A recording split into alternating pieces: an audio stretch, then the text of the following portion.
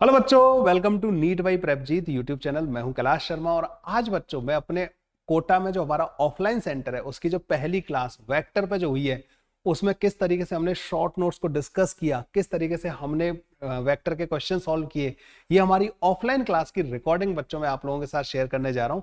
तो ये offline class की रिकॉर्डिंग अगर आपको पसंद आती है और अगर आप भी हमारे इन बैचेस को ज्वाइन करना चाहते हैं, चाहे ऑफलाइन चाहे ऑनलाइन। बच्चों ऑफलाइन हमारा कोटा में कोनाडी में सेंटर है। अगर आप वहां पे आके मेरे ऑफलाइन क्लास में पढ़ना चाहते हैं, जिस तरीके की हम मस्ती कर रहे हैं, जिस तरीके से हम क्वेश्चंस की बैंड बजा रहे हैं, अगर आप भी हमारे साथ सेम क्लास का पार्ट बनना चाहते हैं तो कोटा में कोनाडी में जो हमारा सेंटर है वहां आप आके विजिट कर सकते हो।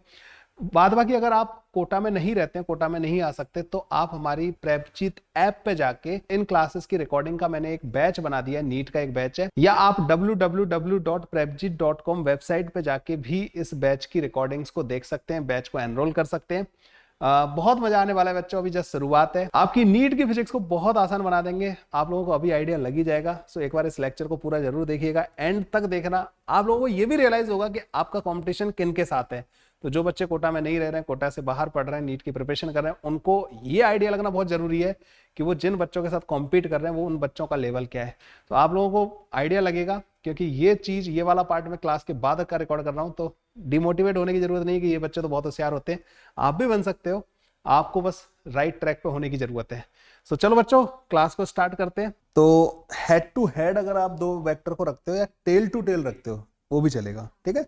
हेड टू हेड या टेल टू टेल रखते हो तो आप उन दोनों वेक्टर के बीच का जो छोटा वाला एंगल होता है वो हमारा एंगल बिटवीन टू वेक्टर्स कहलाता है। अब ये बात तुम लोगों को कैसे पता चलेगी, मतलब कि कौन सा वाला हमारा जो है मतलब ये चीज सब कुछ इन शॉर्ट नोट्स में लिखा हुआ है, ठीक है। तो हमें पहले एक बार इनसे गो थ्रू करेंगे ताकि हम इन क्वेश्चंस को कर पाए, और तुम्हारी जो भी क्वेरीज हो इससे रिलेटेड, शॉर्ट नोट से रिलेटेड, वो मेरे से रोक रोक के आप पूछते जाना, ठीक है।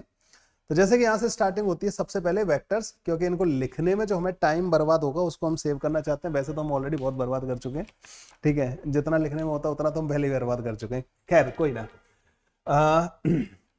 फिर भी मैंने बहुत कोशिश की है कि वो जिस तरीके से हम क्लास में नोट्स बनवाते हैं वो सारे के सारे आपको लिखे हुए मतलब रिटर्न मिल जाए और उनको हम गो थ्रू कर लें यहाँ पे, ठीक है। तो जैसे कि वेक्टर होते क्या है, physical quantities which have the direction as well as magnitude and obey vector addition law are vector physical quantities. ये लॉज में एल जो है स्मॉल होगा, ठीक है, कोई ना। तो ऐसी फिजिकल क्वांटिटी जिनके पास डायरेक्शन होती है, मैग्नीट्यूड होता है और वेक्टर एडिशन लॉज को ओबे करती हैं, those physical quantities are called the vector. लेकिन हमने कौन सी डेफिनेशन पढ़ रखी है वेक्टर की?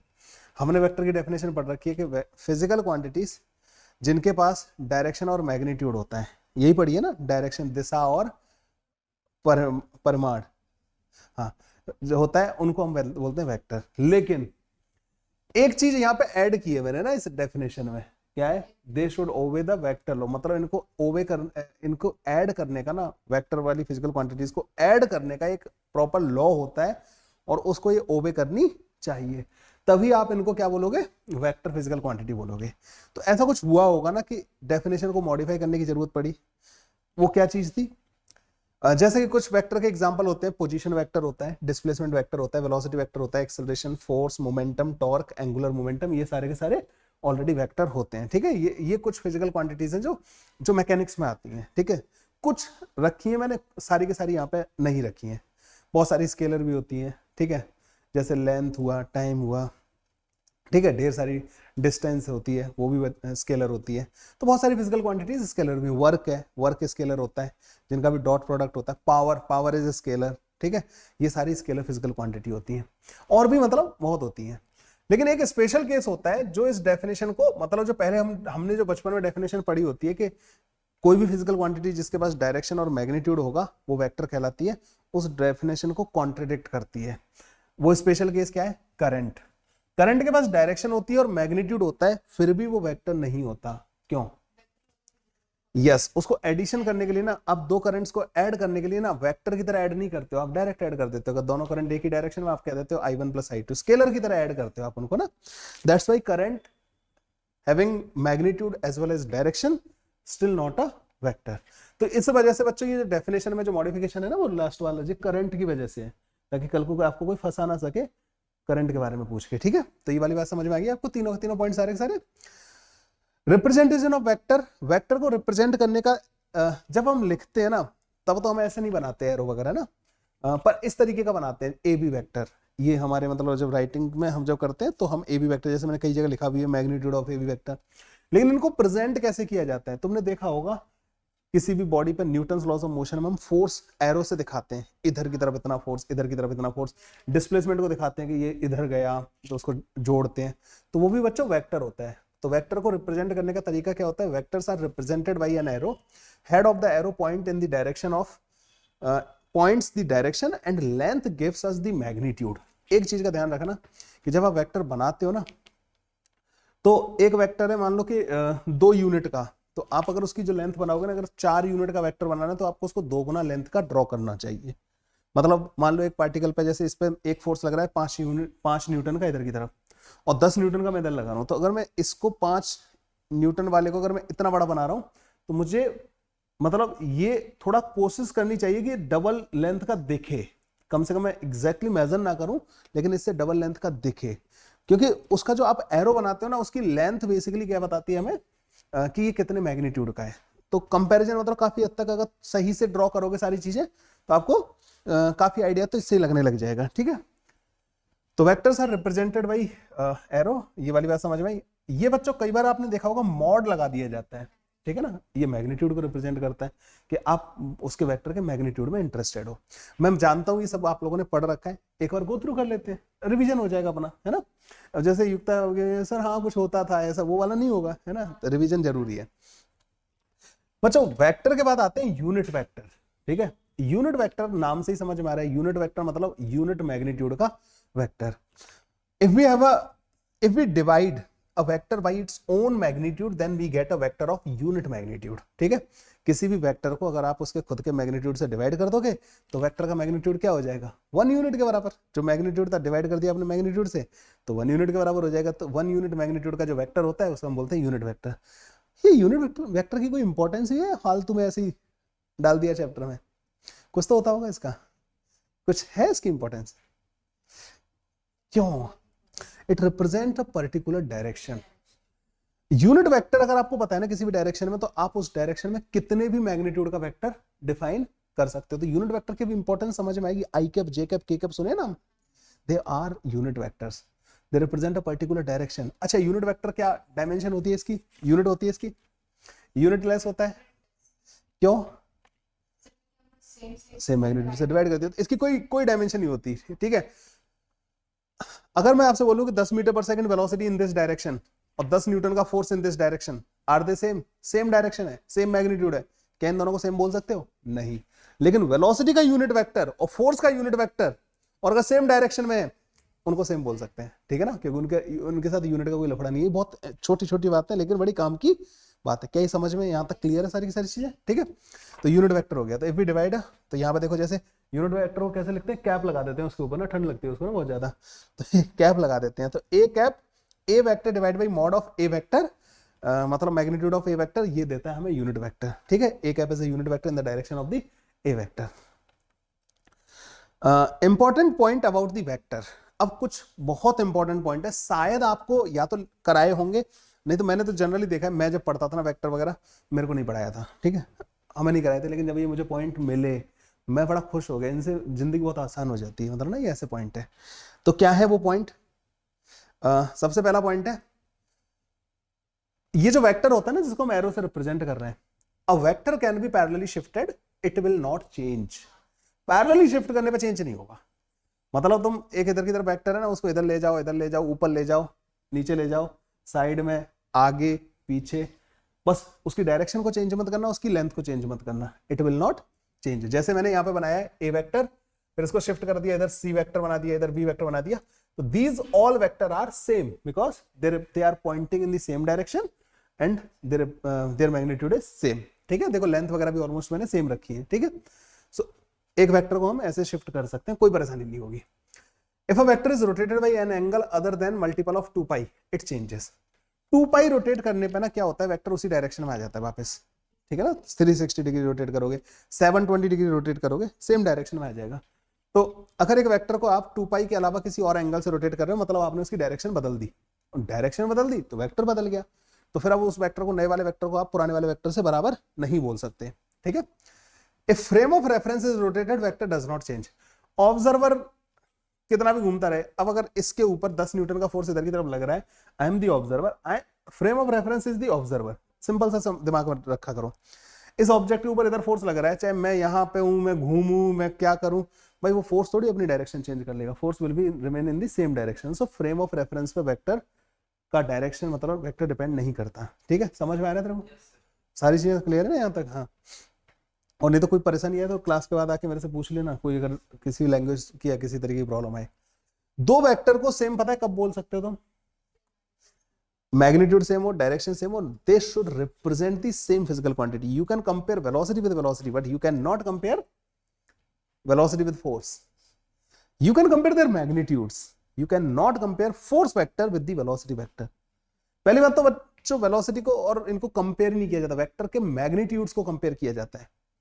मतलब हाँ, पर आप बोल सकते हो कि ये वेक्टर और ये वेक्टर सेम है क्योंकि ये सेम फिजिकल क्वांटिटी। मान लो वेलोसिटी v1 वेलोसिटी एक की दे रखी है 10 metre per second towards south, दूसरे की दे रखी है v2 velocity which is also 10 metre per second in the south, then they are same, those velocities are same, दोनों की वेलोसिटी सेम है। लेकिन जनरली वेक्टर को कंपेयर करने से ज्यादा अच्छा रहता है, ये रखो दिमाग में कि वेक्टर के मैग्नीट्यूड को कंपेयर कर रहा हूं मैं, मैग्नीट्यूड कंपेयर करना ज्यादा ईजी रहता है, ज्यादा सही रहता है ना। ये चीज ध्यान रखना थोड़ी सी ना, बहुत छोटी छोटी बातें, मैं फिर कह रहा हूं छोटी छोटी मगर मोटी बातें हैं ना, बड़े काम की बात है। Angle between two vectors means smaller of the to angle, ये तो आप लोगों ने पहले ही बता दिया कि angle between two vectors means smaller of the two angles between the vectors when they are placed tail to tail और हेड टू हेड, ठीक है।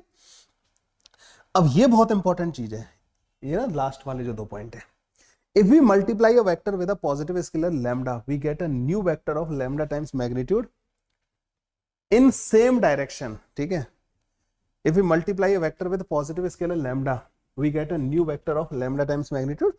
किसी भी वेक्टर को ना अगर आप लैम्डा से मल्टीप्लाई कर दोगे, किसी नंबर से मल्टीप्लाई कर दोगे, आपने 4 से मल्टीप्लाई कर दिया, तो उस वेक्टर का मैग्नीट्यूड 4 गुना हो जाएगा, उसकी डायरेक्शन चेंज नहीं होगी। एक नया वेक्टर मिलेगा जिसका मैग्नीट्यूड पुराने वाले का 4 गुना होगा। ये वाली बात समझ में आई? तो लैम्डा मतलब ये कुछ भी हो सकता है, ये इवन 1/2 भी हो सकता है, ठीक है ना। मान लो आपने एक वेक्टर को 1/2 से मल्टीप्लाई कर दिया, तो अब उसका मैग्नीट्यूड आधा हो जाएगा, लेकिन उसकी डायरेक्शन चेंज नहीं होगी, है ना। तो if we multiply a vector with a positive scalar lambda, we get a new vector of lambda times magnitude in the same direction, direction same रहेगी, मैग्नीट्यूड लैम्डा टाइम्स हो जाएगा। एक वेक्टर को आप स्केलर से डिवाइड कर सकते हो, जैसे 1/2 से, उसे एक तरीके से ये कंसीडर किया जाएगा मल्टीप्लाई किया। जैसे तुम्हें किसी वेक्टर को 2 से डिवाइड किया, तो तुम उसको ऐसे बोल सकते हो कि मैंने इसको 1/2 से मल्टीप्लाई किया, तो मैग्नीट्यूड उसका 1/2 हो जाएगा। कभी भी वेक्टर डिवाइड नहीं होते, ये ध्यान रखना। एक वेक्टर को, ए वेक्टर को बी वेक्टर से डिवाइड कभी नहीं करते।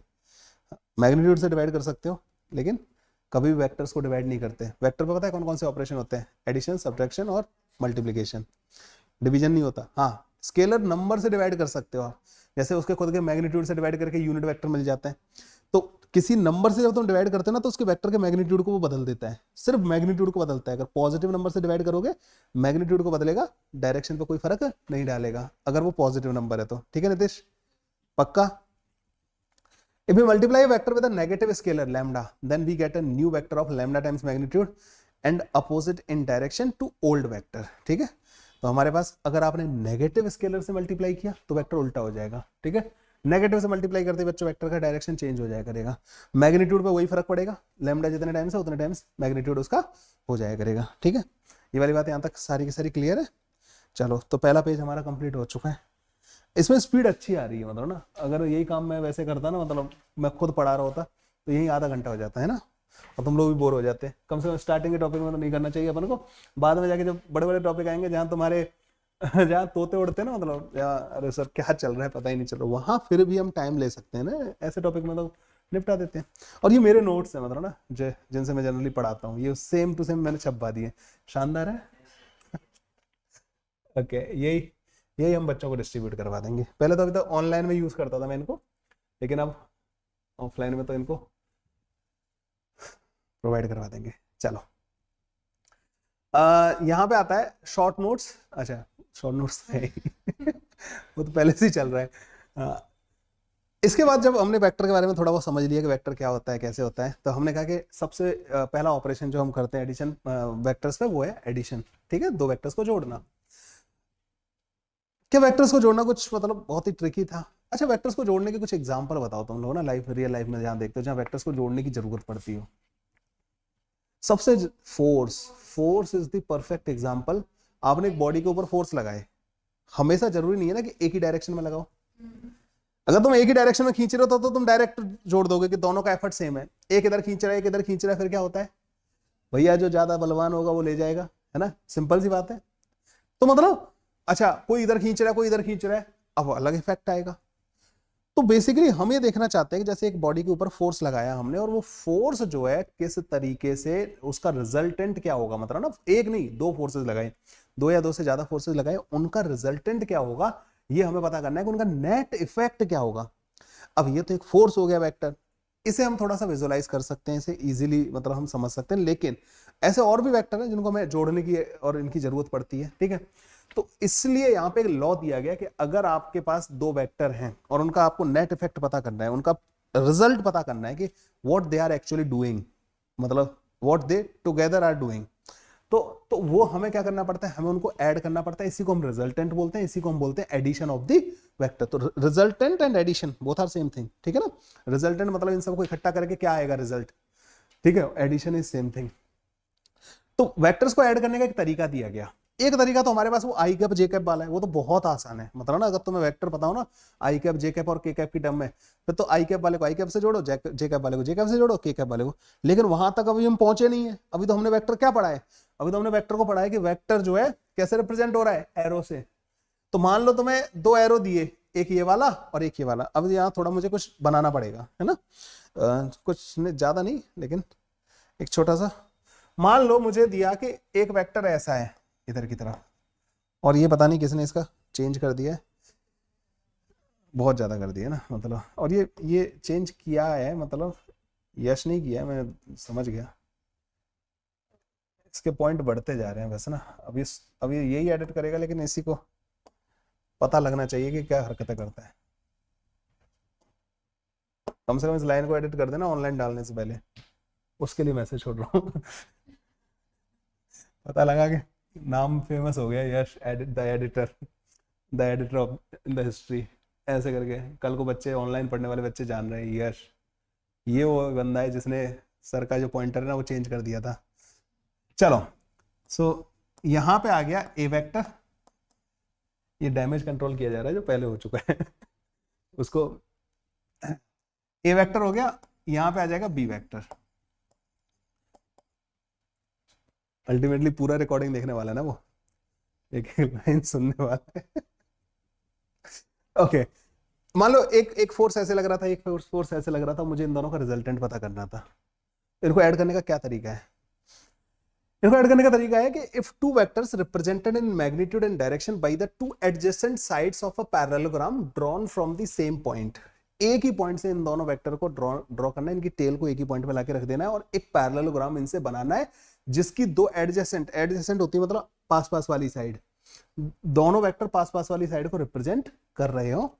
तो इनका जो रिजल्टेंट होगा ना, their resultant vector is represented in magnitude and direction by the diagonal of the parallelogram drawn from the same point. तो इन दोनों का जो रिजल्टेंट होगा वो एक वेक्टर होगा जो कि सेम पॉइंट से ड्रॉ किया गया होगा, और वो सेम पॉइंट से बेसिकली इसमें दो डायगोनल होते हैं।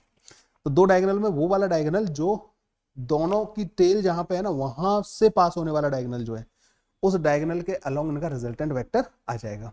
तो अब एक बात बताओ, इससे तुम पैरेललोग्राम कैसे बनाओगे? तो तुम्हें एक चीज पढ़ाई गई है कि पैरेलल शिफ्टिंग इज अलाउड, है ना। तो दोनों को टेल टू टेल रखना है, ठीक है नीतीश। तो इसको पैरेलल शिफ्ट करके मैं यहाँ पे लेके आ सकता हूँ। मैं यहाँ पे लेके आ गया, ए वेक्टर यहाँ पे ले आया, बी को ऐसे रहने दिया, ठीक है, ए और बी वेक्टर हो गए। फिर मैंने ये लाइन अपनी तरफ से ड्रॉ की जिससे कि पैरेललोग्राम बन जाए, और इसमें दो डायगोनल थे, एक ये वाला और एक ये वाला। तो मैंने कहा कि इन दोनों का जो रिजल्टेंट होगा ना, इसी पॉइंट से जहां से आप इन दोनों वेक्टर को ड्रॉ कर रहे हो उसी पॉइंट से पास होने वाला डायगोनल, ये जो डायगोनल है ना इसकी लेंथ जो है इन दोनों के रिजल्टेंट को रिप्रेजेंट करेगी, और इन दोनों का जो रिजल्टेंट आएगा ना वो इस डायरेक्शन में आएगा, ठीक है ना। ये वाली बात समझ में आई? अच्छा एक बात बताओ, अगर ये दोनों वेक्टर का मैग्नीट्यूड बराबर होता तो रिजल्टेंट बिल्कुल बीचों बीच में आता, ठीक है, एंगल को बाइसेक्ट करता। नहीं, मैंने 90 नहीं बोला, ठीक है, एंगल को बाइसेक्ट करता। समझ में आ रहा है? तो इस तरीके से theta is the angle between both the vector A और बी के बीच में। और ये अल्फा क्या दिखाई दे रहा है आपको? ये जो रिजल्टेंट आया ना इन दोनों को जोड़ने के बाद, उसके और ए के बीच का एंगल है, ए के बीच का एंगल है।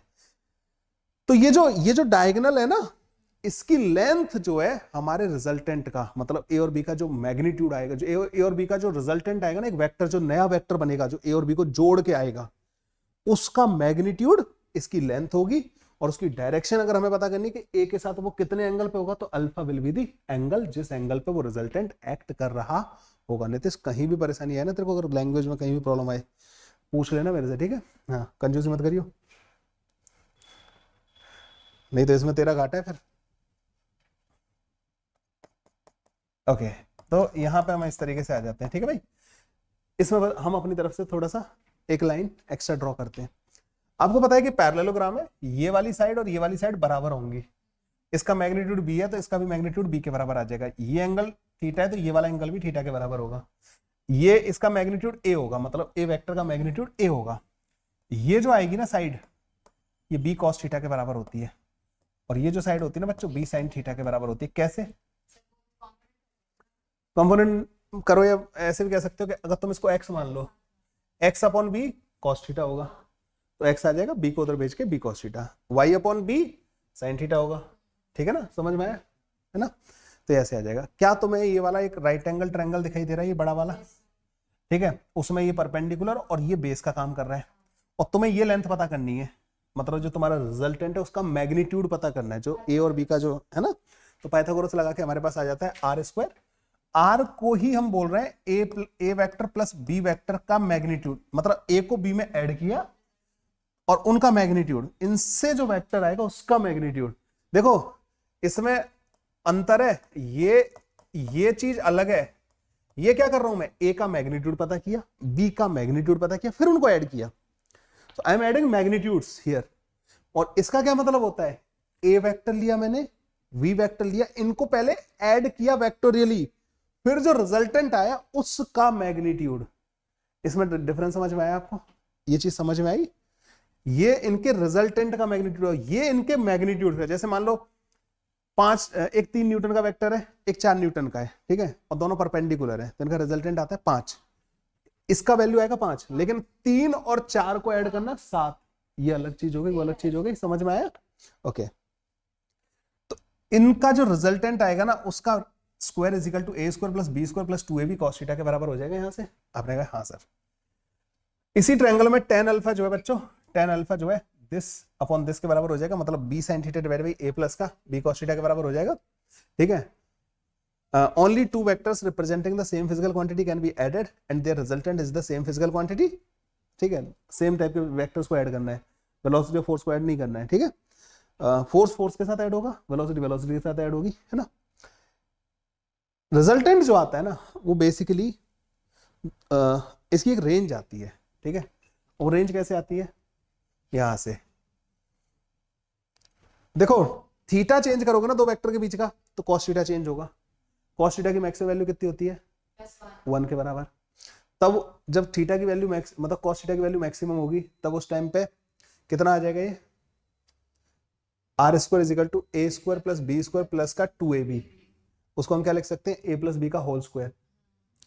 a प्लस बी का होल स्क्वायर हो गया। ठीक है, तो r क्या आ जाएगा, a प्लस बी के बराबर, मतलब a का मैग्नीट्यूड प्लस का b का मैग्नीट्यूड। तो ये मैक्सिमम वैल्यू होती है r की। ठीक है, cos थीटा की मिनिमम वैल्यू क्या होती है, -1। तो उस टाइम पे क्या आ जाएगा, a माइनस बी का होल स्क्वायर। तो r कितना आ जाएगा, a माइनस बी के बराबर। तो a माइनस बी से बड़ा और a प्लस बी से छोटा। तो इनका जब भी दो वेक्टर को तुम जोड़ोगे ना, उनकी वैल्यू दोनों के मैग्नीट्यूड को डायरेक्ट ऐड करते, जैसे 5 और 3 है, तो इनकी मैक्सिमम वैल्यू ना 8 हो सकती है। इन दोनों को ना जब तुम सेम डायरेक्शन में रखोगे ना इनको, 8, और मिनिमम वैल्यू इनकी 2 होगी। और 2 से लेके 8 के बीच में इनकी बहुत सारी, मतलब कोई भी वैल्यू पॉसिबल है, मतलब वो थीटा पे डिपेंड करेगा। मतलब थीटा आपको ऐसे लेना है, दोनों को सेम डायरेक्शन में लगा दिया, मैक्सिमम वैल्यू देंगे, दोनों को अपोजिट कर दिया, मिनिमम वैल्यू देंगे। और दोनों के बीच का एंगल थीटा चेंज करने लगे तुम, तो इनका वैल्यू भी, रिजल्टेंट का वैल्यू 2 से 8 के बीच में चेंज होता रहेगा। क्या ये बात क्लियर हो गई आप लोगों को? तो R is maximum and theta is 0, both vector are in the same direction. R is minimum when theta is 180 degree, both vectors are opposite to each other, ठीक है। अब आता है यहाँ पे triangle law of vector addition, ठीक है। ये अगला लॉ हो गया जो कि जिसे बोलते हैं हम triangle law of vector addition. Triangle of vector addition क्या कहता है? To find the resultant of, ये पिछला वाला जो लॉ था ना वो थोड़ा सा उसमें एक लिमिटेशन है कि हम उस लॉ को दो वेक्टर के लिए बड़े आराम से यूज कर लेते हैं। ये दो से ज्यादा वेक्टर और थोड़ा फील गुड फैक्टर्स में ज्यादा है, ठीक है ना, ये अच्छा लगता है मतलब ना इसको यूज करना। जनरली हम इसी को यूज करना पसंद करते हैं, triangle law of vector addition. अब इसके बाद कुछ प्रोसीजर होता होगा इसको करने का। इसका प्रोसीजर क्या है? मान लो तुम्हें दो वेक्टर ए और बी का, इन दोनों का रिजल्टेंट पता करना है। To find the resultant of A vector and B vector we place the tail of B vector on the head of A vector. A vector को एज इट इज रहने दो, बी वेक्टर की tell को लाके इसके head पर रख दो। कैसे लाओगे? Parallelly shifting, parallel shifting is allowed. तो इसको शिफ्ट करके ऐसे लाके थोड़ा सा यहाँ पर रख दो। डायरेक्शन चेंज नहीं की हमने, कुछ नहीं किया, बस टेल को यहाँ से ऊपर लेके यहाँ पे आ गया, पैरेलल आ गया। ए वेक्टर और बी वेक्टर दोनों एक दूसरे के ऐसे रख दिया हमने। इनका जो रिजल्टेंट होगा ना, पहले वाले की टेल से दूसरे वाले की हेड को ज्वाइन करता हुआ जो वेक्टर होगा ना, वो इनका रिजल्टेंट वेक्टर होगा। तो ए वेक्टर और बी वेक्टर को हमने ऐसे रखा, तो ए की टेल से बी के हेड को ज्वाइन करता हुआ वेक्टर हमारा ए प्लस बी वेक्टर कहलाएगा। अगर तुम देखो तो पैरेललोग्राम का ही बस थोड़ा सा मॉडिफाई कर दिया, लेकिन ये बहुत हेल्पफुल होता है जब एक से ज्यादा वेक्टर होते हैं, मतलब दो से ज्यादा वेक्टर होते हैं। एक का तो एडिशन क्या ही करेंगे। अब बोलोगे सर ऐसा क्या हो जाता है? जब एक से ज्यादा वेक्टर होते हैं ना, तो क्या होता है, मान लो एक वेक्टर, ए वेक्टर इधर की तरफ है, बी वेक्टर इधर की तरफ है और सी वेक्टर इधर की तरफ है। अब मुझे इन तीनों को ऐड करना है, तो मैं डायरेक्ट पहले वाले की टेल से लास्ट वाले के हेड को ज्वाइन करता हुआ वेक्टर लिख दूंगा और इसको बोलूंगा A vector plus B vector plus का सी वेक्टर। आप बोलोगे सर ये कैसे पता चला आपको? कैसे पता चला तुम बताओ। हाँ भाई,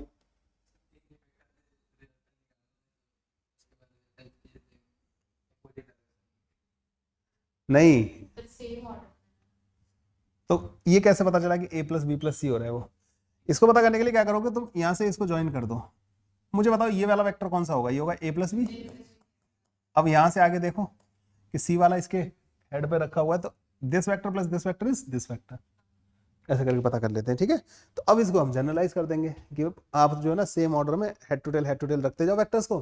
तो आप पहले वाले की टेल से लास्ट वाले के हेड को ज्वाइन करोगे तो उन सबका रिजल्टेंट आ जाएगा, लेकिन ऑर्डर चेंज नहीं करना है।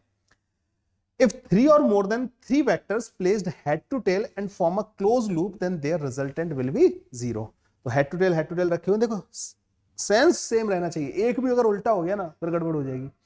तो इन वेक्टर्स का रिजल्टेंट क्या आएगा? जीरो, क्योंकि लास्ट वाले का हेड पहले वाले की टेल पे ही पहुंच गया है। तो तुम्हें पता है कि पहले वाले की टेल से लास्ट वाले के हेड को ज्वाइन करता हुआ वेक्टर इनका रिजल्टेंट वेक्टर होता है। तो A plus B plus C plus D vector जो होगा जीरो के बराबर आ जाएगा। क्या यहाँ तक क्लियर है सारा का सारा? अच्छा ये बताओ मेरे को, क्या तीन वेक्टर का सम जीरो है सपोज, क्या ये तीनों वेक्टर प्लेनर होंगे या नॉन प्लेनर हो सकते हैं? प्लेनर मतलब क्या तीनों को एक ही प्लेन में लेके आया जा सकता है? प्लेन समझते सारे लोग? तीन वेक्टर है जो कि नॉन कोप्लेनर है। नॉन कोप्लेनर मतलब एक प्लेन में नहीं है तीनों। क्या इनका रिजल्टेंट जीरो हो सकता है कभी भी? क्यों?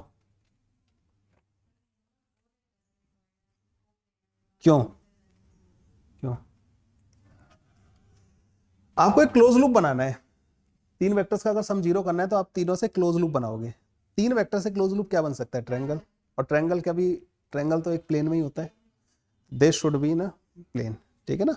हाँ ऐसा हो सकता है कि प्लेन से बाहर हो लेकिन प्लेन के पैरेलल होगा, फिर वो प्लेन से बाहर ऊपर बाद में पैरेलल शिफ्ट करके रख दोगे, दैट इज अलाउड। लेकिन ऐसा नहीं होगा कि जैसे ये प्लेन है ना, इस प्लेन में ये इस प्लेन में कहलाएगा, ये कोप्लेनर कहलाएंगे ये यहाँ पे इधर ना, लेकिन ये कोप्लेनर नहीं कहलाएगा। प्लेन से बाहर निकल गया, प्लेन में अंदर जा रहा है, समझ रहे हो? ये कोप्लेनर नहीं कहलाएंगे, इसके पैरेलल वाले भी आ जाएंगे, ठीक है। तो मिनिमम कितने वेक्टर चाहिए हमें अगर कोप्लेनर हो और उनका रिजल्टेंट जीरो हो? Four. Four four four is the minimum number जिनको आप बोलोगे कोप्लेनर है। नहीं, मिनिमम फोर वेक्टर चाहिए जो नॉन कोप्लेनर होंगे और उनका रिजल्टेंट जीरो हो सकता है। चार वेक्टर को बना सकते हो तुम, दो इधर रख दो, तीसरा ऐसे ऊपर उठा के, मतलब दो ऐसे रख दो, ये प्लेन हो गया, तीसरा ऊपर उठाओ, चौथा ऐसे मिला दो, बन सकता है, ठीक है ना, थोड़ा सा, है ना। हाँ बिल्कुल सही बोला आपने, मैंने तो गलत नहीं बोला मैंने। हाँ यहाँ पे आ जाओ अगले वाले में, ठीक है। स्पीड ज्यादा तो नहीं हो रही? ओके, अब आता है इसके आगे आता है डिस्प्लेसमेंट वेक्टर, ठीक है। Displacement vector, a vector joining the final position from the initial position of a moving object is called the displacement vector, ठीक है। इनिशियल पोजीशन से फाइनल पोजीशन को ज्वाइन करता हुआ जो वेक्टर होता है वो डिस्प्लेसमेंट वेक्टर कहलाता है। मतलब जैसे मान लो एक पार्टिकल यहाँ पे था, यहाँ से चल के ऐसे इस रास्ते यहाँ पे पहुंच गया, इस जगह से इस जगह को ज्वाइन करता हुआ वेक्टर क्या कहलाएगा? डिस्प्लेसमेंट वेक्टर कहलाएगा। इजी है। अब कई बार क्या होता है कि डिस्प्लेसमेंट ना टुकड़ों में होते हैं। हमने उसने बोला कि पहले गया लेफ्ट, फिर गया इतना उधर, फिर उधर गया, फिर उधर गया, ऐसे ऐसे चलता है। तो डिस्प्लेसमेंट वेक्टर ना उन सबका एडिशन होता है, सबको ऐड कर दो, सारे डिस्प्लेसमेंट्स को ऐड कर दो तो टोटल डिस्प्लेसमेंट आ जाएगा। मान लो कोई ऐसे गया पहले, फिर इधर गया, फिर इधर गया, तो ये 3 डिस्प्लेसमेंट हुए। इनका रिजल्टेंट डिस्प्लेसमेंट क्या होगा?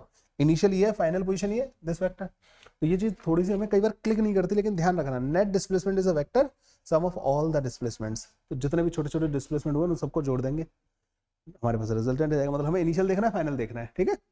ओके, अब आते हैं बच्चे यहाँ से पोजीशन वेक्टर वाली कहानी पे। This is very important, this part is very important. अभी तक हमने वेक्टर के बारे में तुमने देखा ना, मैंने वेक्टर को कैसे रिप्रेजेंट किया? एरो से, सिर्फ एरो कंसिडर किया है। मैंने एडिशनल लॉज भी बताए, तो वो भी एरो की हेल्प से ही हम सारी बातें कर रहे थे, ठीक है। यहां से हम वेक्टर को आई कैप, जे कैप और के कैप बनाना सीखेंगे। वो जो बनाते हैं ना हम किसी वेक्टर को, जैसे लिखा फोर्स को लिखा 3i cap plus 4j cap, उसका क्या मतलब होता है, वो चीज मैं अब तुम लोगों को समझाने जा रहा हूं। ये डिफाइन किए गए आई कैप और जे कैप और K cap are the unit vectors along the positive X direction, positive Y direction, positive Z direction, और इनको फिक्स कर दिया है कि भाई आई कैप का मतलब ही है कि पॉजिटिव एक्स डायरेक्शन में एक यूनिट वेक्टर है, जे कैप का मतलब ही है कि पॉजिटिव वाई डायरेक्शन में यूनिट वेक्टर है, और के कैप का मतलब ही है कि पॉजिटिव जेड डायरेक्शन में यूनिट मैग्नीट्यूड का वेक्टर है। तो मान लो मुझे एक वेक्टर बनाना है, मैंने एक्स एक्सिस ड्रॉ कर ली, यहाँ पे वाई एक्सिस ड्रॉ कर ली और जेड एक्सिस ड्रॉ कर ली, ठीक है। मुझे एक वेक्टर बनाना है, मुझे ओरिजिन से x इक्वल टू 3 तक जाना है और उस पॉइंट को a बोल दिया। ओरिजिन से कहां तक गया मैं? a तक। a कितना दूर है? x डायरेक्शन में कितना चलना पड़ा मेरे को? 3 के बराबर। तो ये जो है ना, ये एक वेक्टर बन गया मेरे पास, ठीक है ना। o से a की तरफ एक वेक्टर बन गया। ये कितने मैग्नीट्यूड का है? 3। डायरेक्शन क्या है इसकी? पॉजिटिव एक्स डायरेक्शन, मतलब आई कैप में डायरेक्शन में। तो ये एक वेक्टर कहलाएगा जो कि 3i कैप होगा। तुम्हें पता है कि अगर आपको पॉजिटिव एक्स डायरेक्शन में 3 मैग्नीट्यूड का वेक्टर चाहिए, तो आई कैप तो डायरेक्शन रिप्रेजेंट कर रहा है कि this is in the positive X direction, और मैग्नीट्यूड कितना चाहिए? 3। किसी भी वेक्टर को अगर तुम किसी नंबर से मल्टीप्लाई करते हो तो आपको एक नया वेक्टर मिलता है जिसका मैग्नीट्यूड कितना होता है? उस नंबर के टाइम्स। तो यूनिट वेक्टर को अगर तुम किसी नंबर से मल्टीप्लाई करोगे तो आपको एक वेक्टर मिलेगा जो उस नंबर के बराबर मैग्नीट्यूड का होगा और उस यूनिट वेक्टर की डायरेक्शन में होगा। तो अगर मैं कहूं कि ओ ए वेक्टर, तो मुझे दिख रहा है कि this is in the positive X direction and magnitude is 3 unit. Positive X direction में एक वेक्टर मेरे को ऑलरेडी पता है विच इज आई कैप, तो 3i cap is the O A vector. ये वाली बात समझ में ही नहीं आई। तो 3i कैप अगर लिखा हुआ है ना, तो उसका मतलब है कि पॉजिटिव एक्स डायरेक्शन में 3 मैग्नीट्यूड का एक वेक्टर है ये 3i कैप। अच्छा, अगर मैं 3 से 6 तक जाऊं, 6, 0, 0, और ये वेक्टर अगर मैं बोलूं तो ये क्या होगा बच्चों? ये वाला वेक्टर क्या होगा? मान लो इसको C बोल देते हैं, तो AC वेक्टर क्या होगा? तो AC की डायरेक्शन क्या है? पॉजिटिव एक्स डायरेक्शन, है ना। मैग्नीट्यूड कितना है? 3 के बराबर। तो ये भी 3i कैप होगा। इसलिए बोलते हैं कि इस वेक्टर को एक तरीके से ऐसा लग रहा है ना, पैरेलली शिफ्ट कर दिया। Both are same, direction same है, मैग्नीट्यूड सेम है। अगर तुम 6 से 9 तक बनाओगे अगेन 3i कैप आएगा, 6 से 10 तक बनाओगे 4i कैप आएगा। तो आई कैप के साथ जो मल्टीप्लाई हो रखा होता है वो चीज क्या रिप्रेजेंट करती है? दैट रिप्रेजेंट दी कि ये वेक्टर एक्स डायरेक्शन में और इतने मैग्नीट्यूड का है, ठीक है ना। अब आ जाओ यहाँ पे देखो, अब तुम बी वाले पॉइंट पे गए हो। बी वाला पॉइंट ना 3, 4, 0 है, ठीक है। बी वाला पॉइंट ये है 3, 4, 0। तो वाई डायरेक्शन में तुम कितने चले हो? ए से लेके बी तक जाने तक 4 यूनिट के बराबर। इसकी डायरेक्शन क्या है?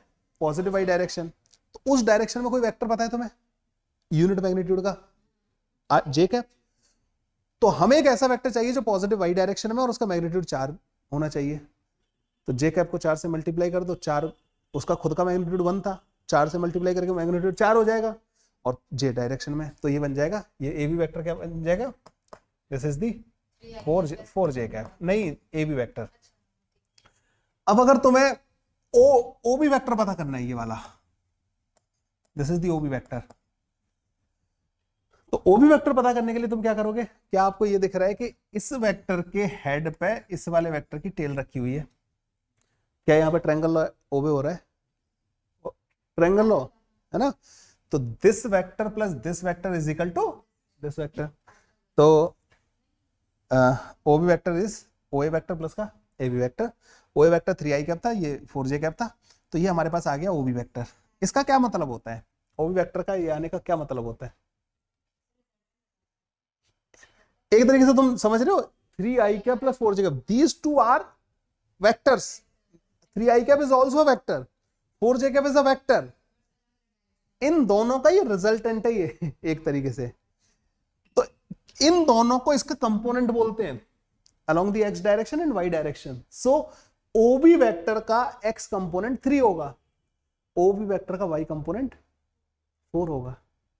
सो ये जो जब भी आप किसी वेक्टर को कुछ वेक्टर्स को ऐड करके लिख रहे हो ना, 3i cap plus 4j cap plus 5k cap, तो 3i cap is the x component of that vector. So component are also vectors, component भी वेक्टर होते हैं। कोई भी वेक्टर मल्टीपल वेक्टर से मिलकर बना हो सकता है, वो जिनसे मिलकर बना होता है उनको उस वेक्टर का कंपोनेंट कहा जाता है।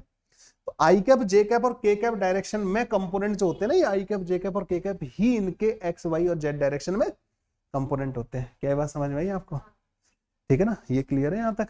तो ओबी वेक्टर का एक्स कंपोनेंट 3 होगा, ओबी वेक्टर का वाई कंपोनेंट जो 4 होगा। तो अगर कोई लिखे फोर्स लिखे तो हमारे सामने ना कि 3i cap plus 4j cap, तो आपके दिमाग में आ जाना चाहिए कि 3 यूनिट का फोर्स एक्स डायरेक्शन में लग रहा है, 4 यूनिट का लग रहा है वाई डायरेक्शन में। मतलब 3 और 4 का जो नेट होगा ना, वो ये फोर्स है। अगर किसी ने लिखा 3i कैप माइनस का 4j कैप, तो 3i कैप डायरेक्शन में तो 3 हो गया, और j कैप डायरेक्शन में उल्टा नीचे की तरफ। समझ में आया, ये आई कैप जे कैप वाला जो रिप्रेजेंटेशन होता है, समझ में आ गया ये कैसे करते हैं। अच्छा, इवन तुम यहां से ना, अब सुनो, यहां से 3 इधर जाओ 6 के ऊपर, और यहां पे चले जाओ 8 पे, तो 6,8,0 जो होगा ना, वो भी बच्चों यही वेक्टर होगा, क्योंकि 3i कैप 4j कैप। मतलब ये कह रहा है कि 3 तुम इधर जा रहे हो, 4 इधर जा रहे हो, तो तुम्हें एक नया वेक्टर मिल रहा है। इस चीज को तुम समझ पा रहे हो, जैसे मैं समझा रहा हूं वैसे समझ पा रहे हो, ठीक है। Component OB vector along the X axis 3i cap and that along the y axis is 4j cap. तो थोड़ा कंपोनेंट के बारे में भी हम लोगों ने यहीं पे बात कर ली, ठीक है। ओके, अब सुनो, a vector joining x2 y2 z2 from a point x1 y1 z1, मतलब एक पॉइंट है x1 y1 एंड z1, और अब एक पॉइंट है x2 y2 एंड z2। ये जो वेक्टर होता है ना, मान लो ये a पॉइंट है and this point is b, तो ये जो a b वेक्टर होता है ना, कैसे लिखते हैं, इसके x में से इसका x माइनस करो i कैप, क्योंकि यहां से यहां तक पहुंचने के दौरान ना आपका x कोऑर्डिनेट चेंज हुआ है, तो x कंपोनेंट भी आएगा, y भी आएगा, z भी आएगा। तो x2 माइनस का x1 i कैप, मतलब जो बाद में होता है ना, जैसे a b वेक्टर, a से b की तरफ वेक्टर, a b वेक्टर मतलब a से b की तरफ, b फाइनल a से स्टार्टिंग हो रही है, तो final minus starting x2 minus x1 i cap, y2 minus y1 j cap, z2 minus z1 k cap, ये आएगा। अब इनकी कुछ वैल्यूज आ जाएंगी, इसकी वैल्यू आ जाएगी, इसकी वैल्यू आ जाएगी। तो मान लो कोई वेक्टर है, ऐसे लिखा हुआ है, सपोज इसकी वैल्यू आ गई, उसको x लिख दिया, तो एक वेक्टर लिखा है x i cap plus y j cap plus z k cap, तो इसका मैग्नीट्यूड जो होता है ना, वो अंडर रूट के अंदर X square plus Y square plus का जेड स्क्वायर होता है। मुझे लगता है हर बच्चे को ये पता होगा, उधर वालों को भी। अब भाई मतलब उधर बच्चे नहीं है, लेकिन जो देख रहे होंगे उनको भी पता होगा। यूनिट वेक्टर कैसे पता करेंगे हम इस वाली डायरेक्शन में, यूनिट वेक्टर पता करने के लिए क्या करना पड़ेगा, उस वेक्टर को हमें मैग्नीट्यूड से डिवाइड कर देना होगा, ठीक है। This is the unit vector along the this. तो ये छोटी छोटी बातें मेरे ख्याल से आप सबको क्लियर हो गई होंगी। कुछ और है इस वाले पेज पे, नहीं, 5 पेज है बस, ठीक है, 2 और बचे, और मेरे ख्याल से अच्छा ही रिवीजन हो रहा होगा तुम्हारा ना, एकदम सॉलिड वाला, सारा वेक्टर आपको आपकी आंखों के सामने से निकलता जा रहा है। इसमें एक चीज जो है ना, कंपोनेंट वाली बात आ गई है नीचे, और सारी चीजें कवर कर ली हैं। डॉट प्रोडक्ट पे आ जाते हैं, ठीक है।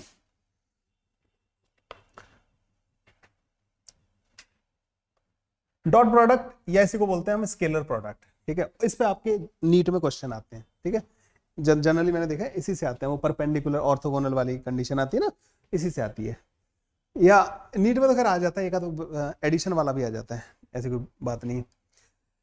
डॉट प्रोडक्ट और स्केलर प्रोडक्ट हमने सीखा, एडिशन सीखा। अच्छा, सब्ट्रैक्शन भी एडिशन जैसा ही होता है, जैसे ए वेक्टर माइनस का बी वेक्टर करना है आपको, ए वेक्टर प्लस का माइनस बी वेक्टर कर दो, उसके बारे में बात करेंगे, वैसे ना ऐसे काम नहीं चलेगा अदरवाइज ना, उसके बारे में बाद में बात करेंगे, ठीक है। अभी आ जाते हैं अगले ऑपरेशन पे, दैट इज दी प्रोडक्ट। दो वेक्टर को मल्टीप्लाई कैसे करते हैं। मल्टीप्लाई करने के दो तरीके होते हैं, दो वेक्टर को मल्टीप्लाई करो और तुम्हें जो रिजल्ट मिले वो स्केलर मिले, दो वेक्टर को मल्टीप्लाई करो और रिजल्ट तुम्हें वेक्टर मिले। तो इस तरीके से दो अलग अलग तरीके के मल्टीप्लीकेशन डिफाइन किए इन्होंने। इन्होंने कहा कि dot product of two vector A vector and B vector is defined as A dot B equal to A B cos theta. इस तरीके से इसको डिफाइन किया जाता है, where theta is the angle between A vector and B vector. Dot product of the two vectors is always scalar, it can be positive, negative और zero. Easy चीज है, कोई परेशानी आता? नितेश नहीं है ना, पक्का? Mohit okay, Yukta? Dot product of two vector is always scalar, it can be positive, negative और जीरो। ये समझ में आया? ठीक है। अच्छा, इसके बारे में कुछ पॉइंट्स लिखवा देता हूं मैं आपको। बच्चों, पॉजिटिव, नेगेटिव और जीरो होना किस पे डिपेंड करेगा? थीटा पे। अगर थीटा लेस देन 90 डिग्री है तो ए डॉट बी क्या होगा? पॉजिटिव, ठीक है। थीटा अगर इक्वल टू 90 डिग्री है, दोनों वेक्टर के बीच का एंगल 90 डिग्री है, तो ए डॉट बी क्या आएगा? जीरो। और अगर थीटा ग्रेटर देन 90 डिग्री है तो A dot B is negative, ठीक है। ए डॉट बी नेगेटिव के बराबर आ जाएगा, ठीक है, इजी है। डॉट प्रोडक्ट इज कम्यूटेटिव, मतलब ए डॉट बी या बी डॉट ए कर सकते हो आप, कोई बात नहीं, कोई फर्क नहीं पड़ेगा, ए डॉट बी और बी डॉट ए एक ही होता है। Dot product is distributive, A dot B plus का सी, आप इनको अलग अलग कर सकते हो, ए को बी से मल्टीप्लाई अलग कर लो, प्लस करके ए को सी से अलग मल्टीप्लाई कर लो, डिस्ट्रीब्यूटिव है। ये वाली बात समझ में आई? यहां पे बहुत इंपॉर्टेंट चीज है ये ना, आई कैप का डॉट प्रोडक्ट आई कैप के साथ,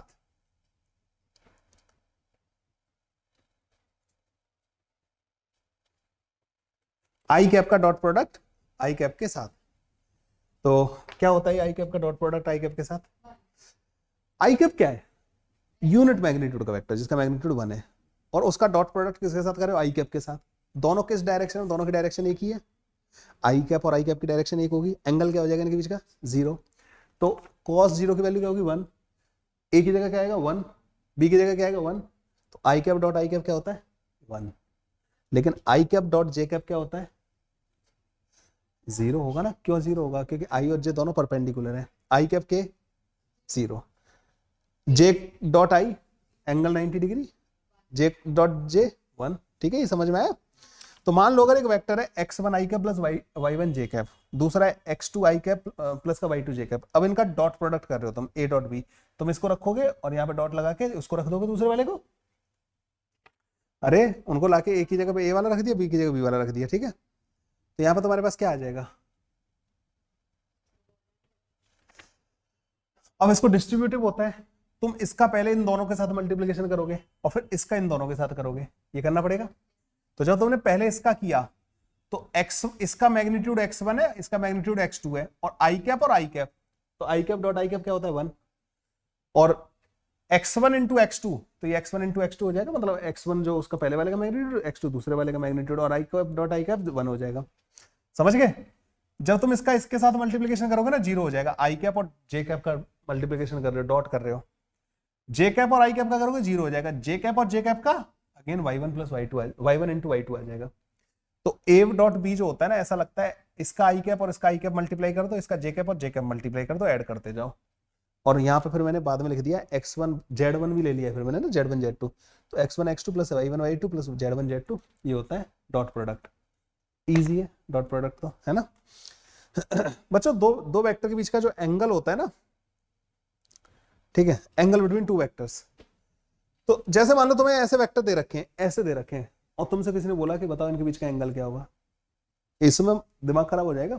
मतलब जैसे दिखाओ 2 आई कैप प्लस 3 जे कैप के बीच का, और कोई दूसरा वेक्टर भी आई कैप जे कैप में दे रखा है, एंगल बताने के लिए क्या करना पड़ता है? एंगल कैसे बताओगे फिर उसमें? यस, तो हमें पता है कि ए डॉट बी को हम कैसे लिख सकते हैं? ऐसे, ये लिख लेंगे। उनके आई कैप जे कैप दे रखे होंगे। ए का मैग्नीट्यूड पता कर लेंगे इसमें, बी का मैग्नीट्यूड पता कर लेंगे। क्या नहीं पता है हमें, उनके बीच का एंगल कॉस थीटा नहीं पता है, वो भी पता कर लेंगे। क्या यहां तक समझ में आया तुम लोगों को? ठीक है, तो इससे ये आ गया cos theta is equal to A dot B करके, और नीचे ए और बी का मैग्नीट्यूड का मल्टीप्लीकेशन है। ठीक है, कंपोनेंट कैसे करते हैं किसी वेक्टर का? मान लो तुम्हें इस वेक्टर का कंपोनेंट करना है, मान लो ये कोई वेक्टर है ए वेक्टर, ठीक है, इसका तुम्हें इस डायरेक्शन में कंपोनेंट करना है, तो पहले तो जिस डायरेक्शन में करना होता है ना, उस डायरेक्शन में थीटा डिफाइन करना होता है। अगर मैं थीटा ऊपर डिफाइन कर देता फिर क्या करती तुम? हाँ, तो जिधर थीटा होता है ना, उधर वाला कंपोनेंट जो होता है ना, वो ए कॉस थीटा कहलाता है, और इधर वाला कंपोनेंट ए साइन थीटा कहलाता है। लेकिन ध्यान रखना, these component are called the rectangular component. These are rectangular component, मतलब ऐसे कंपोनेंट जो एक दूसरे के परपेंडिकुलर है और उनका रिजल्टेंट वो वेक्टर है। मतलब अगर आप इसे एक्स एक्सिस मान लो ना, इधर वाई एक्सिस मान लो, तो आप इस ए वेक्टर को ऐसे लिख सकते हो, ए कॉस थीटा आई कैप प्लस का ए साइन थीटा जे कैप। इसका मतलब ये हुआ, ये जो दोनों वेक्टर हैं इनका रिजल्टेंट ए वेक्टर आना चाहिए। ठीक है ना, ये वाली बात समझ में आई? तो ये जो कंपोनेंट होते हैं ना, बेसिकली जिन दो वेक्टर से मिलके वो वेक्टर बना हुआ है, वो कंपोनेंट कहलाते हैं। अच्छा, पता है, मान लो कोई एक वेक्टर ये है, कोई वेक्टर ये है, ये ए वेक्टर हो गया, मान लो ये बी वेक्टर हो गया, और एक बन गया सी वेक्टर। तो ये जो ए और बी है ना, they are the component of the C vector, because A plus B से मिलके सी बन रहा है, ए प्लस बी का रिजल्टेंट सी है, तो ये इसके कंपोनेंट कहलाएंगे। लेकिन these are not, they both are not perpendicular to each other, तो हम इनको नहीं पढ़ते। जो हम लेते हैं ना, वो रेक्टेंगुलर कंपोनेंट लेते हैं। ये बात अगर नोट करनी है तो कर लेना। ठीक है, तो कंपोनेंट ऑफ, इसी में नोट करते जाना, क्योंकि नोट्स आपको मिलेंगे घर पे ले जाने के लिए। तो कुछ भी अगर ऐड करना हुआ करे तो इसी में कर लिया करो। ठीक है, ऑफलाइन में पढ़ने का ये फायदा तो होता ही है कि हार्ड कॉपी आपको मिलती है। कंपोनेंट समझ में आया? अच्छा, कंपोनेंट को हमें पता है कि कंपोनेंट, जैसे ए वेक्टर का बी वेक्टर का अलग कंपोनेंट करना है, तो वो ए कॉस थीटा होता है। ए कॉस थीटा हमने एक और जगह देखा है, कहाँ? जब हमने ए और बी का डॉट प्रोडक्ट किया था। ए डॉट बी जो होता है ना, वो ए बी कॉस थीटा होता है। तो अगर ए कॉस थीटा को एक तरफ रख लिया जाए तो A dot B divide by B क्या हो जाएगा? मैं मानता हूं अभी प्रैक्टिस के टाइम पे इनका एप्लीकेशन भी देखेंगे हम, ठीक है, लेकिन मेरे ख्याल से यहाँ तक कोई परेशानी तो आ नहीं रही होगी, और अल्टीमेटली काइंड ऑफ रिवीजन ही हो रहा है अभी तक तो। ठीक है, ओके। हाँ भाई, तेरा भी रिवीजन चल रहा है ना? समझ में तो आ रहा है? ये तो वेक्टर तो हमने बचपन में पढ़ के छोड़ दिया है ना। If two vectors are orthogonal, this is very important, और इस पे क्वेश्चन आते हैं तुम्हारे ना। If two vectors are orthogonal, और इसको बोलते हैं perpendicular to each other, then their dot product will be zero, and this is very important. A dot भी बस आपको जीरो करना है। जो भी वेक्टर दे रखे हो ना, आई कैप जे कैप और के कैप के टर्म में, उनके x और x को मल्टीप्लाई, y और y को मल्टीप्लाई, z और z को मल्टीप्लाई इक्वल टू जीरो। और ये हर बार आता है शायद ना, इस बार भी आया था, 2023 में भी आया क्या? 23 में, अच्छा फ्लक्स वाले में आया होगा, यस। पर डॉट प्रोडक्ट बहुत इंपॉर्टेंट है। ठीक है, अच्छा, कंपोनेंट वाली कहानी भी समझ में आ गई तुम्हें, कंपोनेंट कैसे करते हैं वो भी समझ में आ गया। तो अब लास्ट पेज पे मूव कर जाते हैं फिर। ठीक है, क्रॉस प्रोडक्ट, ये दुखी करते हैं। ओके, चलो पहले ना थोड़ा सा हम इसको बता देते हैं कि क्या क्या है हमारे पास, क्या क्या है आप लोगों को बताने के लिए, फिर उसके बाद देखेंगे इसको। ठीक है, दो वेक्टर का जो क्रॉस प्रोडक्ट होता है ना, ये थीटा हो गया एंगल ना इनके बीच में, उसे ऐसे डिफाइन करते हैं A B sine theta N cap. ये भी मतलब मल्टीप्लीकेशन कर रहे हैं हम दो वेक्टर का, लेकिन इसका जो रिजल्टेंट है ना, दैट इज वेक्टर। पिछले बार नहीं था, लेकिन यहाँ पे वेक्टर, मतलब जो रिजल्टेंट आएगा ना, उसकी डायरेक्शन भी होगी और उसके पास मैग्नीट्यूड भी होगा। मैग्नीट्यूड कितना होगा? ए बी साइन थीटा के बराबर, और उसकी डायरेक्शन क्या होगी? N cap.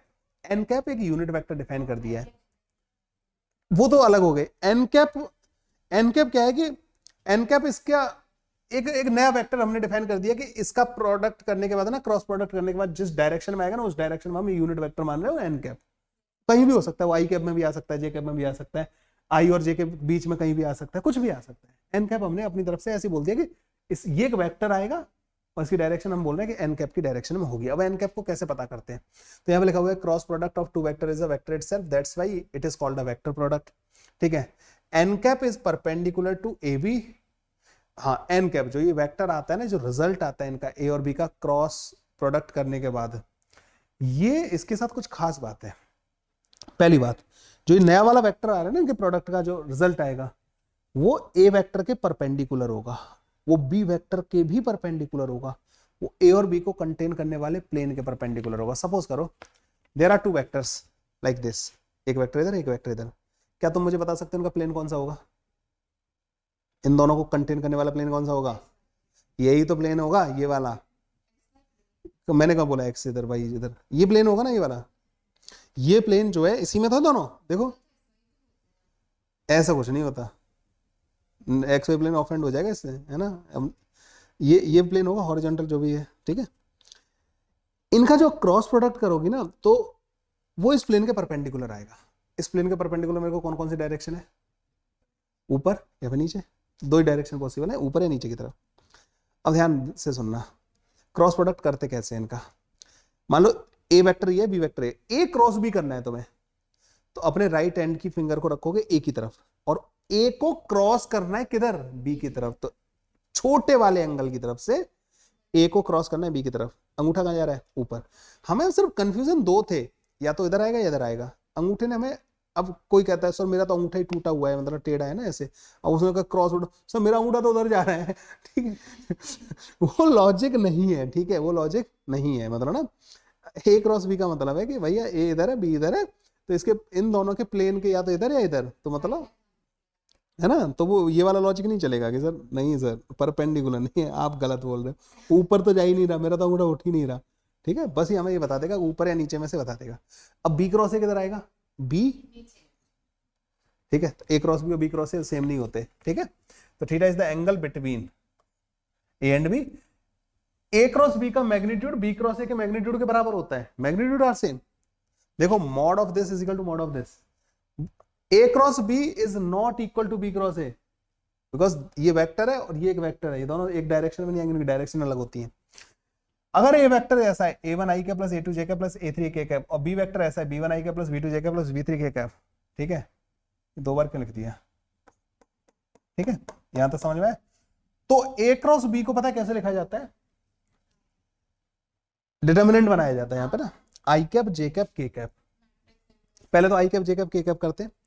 पहले जो वेक्टर आ रहा है ना उसके कोफिशिएंट्स को पहले ए आ रहा है, a1 a2 a3, ये याद रखना, जैसे मैं सिखा रहा हूं ना वैसे याद रखना, काम चल जाएगा। फिर दूसरा वेक्टर जो आ रहा है ना उसके b1 b2 b3 बना लिया डिटर्मिनेंट। इसको सॉल्व कैसे करते हैं? इसको सॉल्व करने का तरीका होता है पहले आई कैप को लाके यहां पर रख लो और एक ब्रैकेट बना लो। पहले किसको रखो? आई कैप। आई कैप को जब रखा ना तो इसको भूल जाओ। अब ऐसे मल्टीप्लाई करना होता है a2 b3 माइनस का b2 a3, ठीक है। फिर ऑल्टरनेट प्लस माइनस आते हैं यहां पे, अब आएगा यहां पे माइनस। अब j को लेके आ जाओ, अब इसको काट दो ऐसे ना इसको, फिर दिस इंटू दिस माइनस का दिस इंटू दिस, फिर प्लस का के कैप, ठीक है। के कैप को भूल जाओ, फिर दिस इंटू दिस माइनस का दिस इंटू दिस। क्या ये बात समझ में आई? अब वैसे एक चीज और इसमें लास्ट याद रखना, अगर एक ट्रायंगल है जिसकी दो एडजेसेंट साइड ए वेक्टर और बी वेक्टर है, तो इसका जो एरिया होता है ना वो हाफ ए क्रॉस बी का मैग्नीट्यूड होता है। कुछ बचा क्या इसके अलावा वेक्टर में, मैं थ्योरी में, मतलब कुछ अगर आप लोगों को याद आ रहा हो तो मैं उसे कवर कर दूंगा।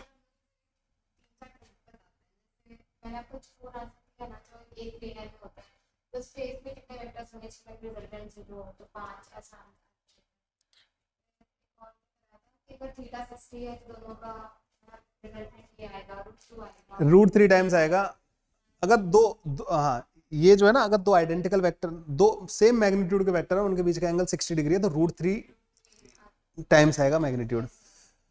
120 डिग्री पर सेम मैग्नीट्यूड का आ जाएगा, ठीक है। इक्वल मैग्नीट्यूड के कुछ रिजल्ट, छोटे छोटे रिजल्ट बता दे। 90 पे √2a आ जाएगा, ठीक है, बीचों बीच में आएगा, एंगल बीचों बीच में आएगा, ठीक है। ये हो गया। अब इसके अलावा जो मुझे लगता है एक चीज जो इंपॉर्टेंट है दैट इज के इक्विलिब्रियम ऑफ द फोर्सेस, ठीक है, और उनको वेक्टर्स को ऐड कैसे करते हैं, ये बस मुझे थोड़ा सा पढ़ाना चाहिए होता है ना। ऐड करने का और भी तरीके होते हैं, मतलब ये तो तरीके हैं ही, कुछ और भी तरीके होते हैं, ठीक है। तो वो मैं तुम्हें बस बता देता हूँ, ठीक है। इसके अलावा वो तुमने पढ़ाया हुआ है, और कुछ याद आ रहा हो तुम्हें? वो तो ठीक है, मतलब ना वो तो हो जाएगा।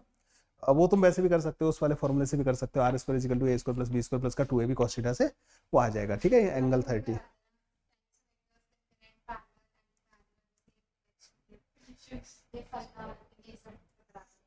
पर वो तो अच्छा ठीक है, वो मतलब थोड़ा ऑब्वियस सी चीज है वो ना।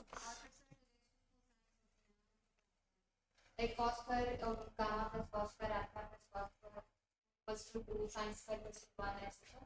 अच्छा मुझे लगता नहीं that is required anywhere, like physics में तो रिक्वायर्ड नहीं है कहीं पे भी ना। सर हमें एक जगह रिक्वायर्ड कॉस स्क्वायर वाले की एसी वाले चैप्टर में जब हम ऐड करते थे तीनों को तो पूरा ऐसे पढ़ा देता हूँ मैं, मुझे कभी जरूरत नहीं पड़ी हाँ शायद ऐसा हो सकता है कि मतलब मेरे को जरूरत नहीं पड़ती उसकी ना, ठीक है।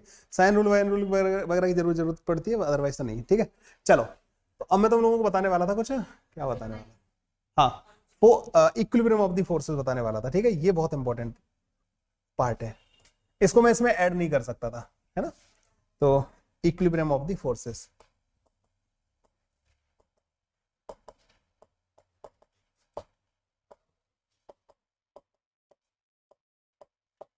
ये क्या होता है, मतलब कई सारे फोर्स लग रहे हैं, उनका रिजल्टेंट जीरो होता है, ठीक है।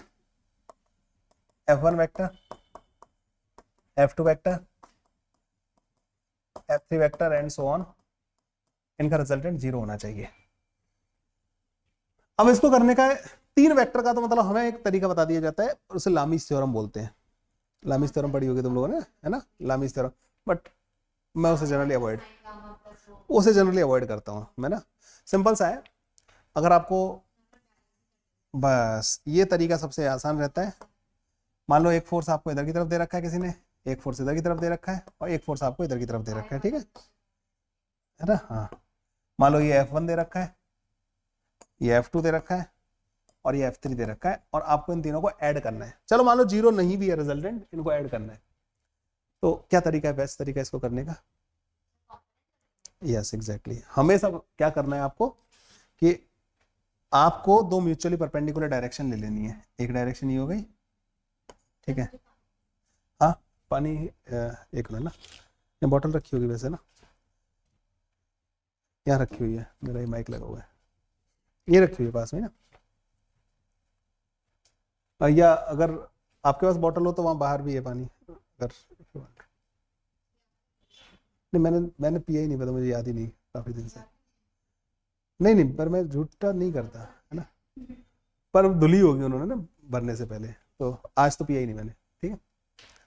ओके, तो क्या करते हैं हमेशा, मतलब अगर एक प्लेन में वेक्टर्स हैं ना, उनको तुम्हें जोड़ना है, उनका रिजल्टेंट पता करना है, जीरो है नहीं है कुछ भी पता करना है। तो क्या करना है, तुम्हें दो म्यूचुअली परपेंडिकुलर डायरेक्शन ले लेनी है, ठीक है। एक डायरेक्शन को हम बोल देंगे एक्स एक्सेस, एक को बोल देंगे एक्स और दूसरे को बोल देंगे वाई, ठीक है। ये कर लेना। अब सारे के सारे फोर्सेस के कंपोनेंट कर लेने, तो मैं एक्स और वाई कह लो।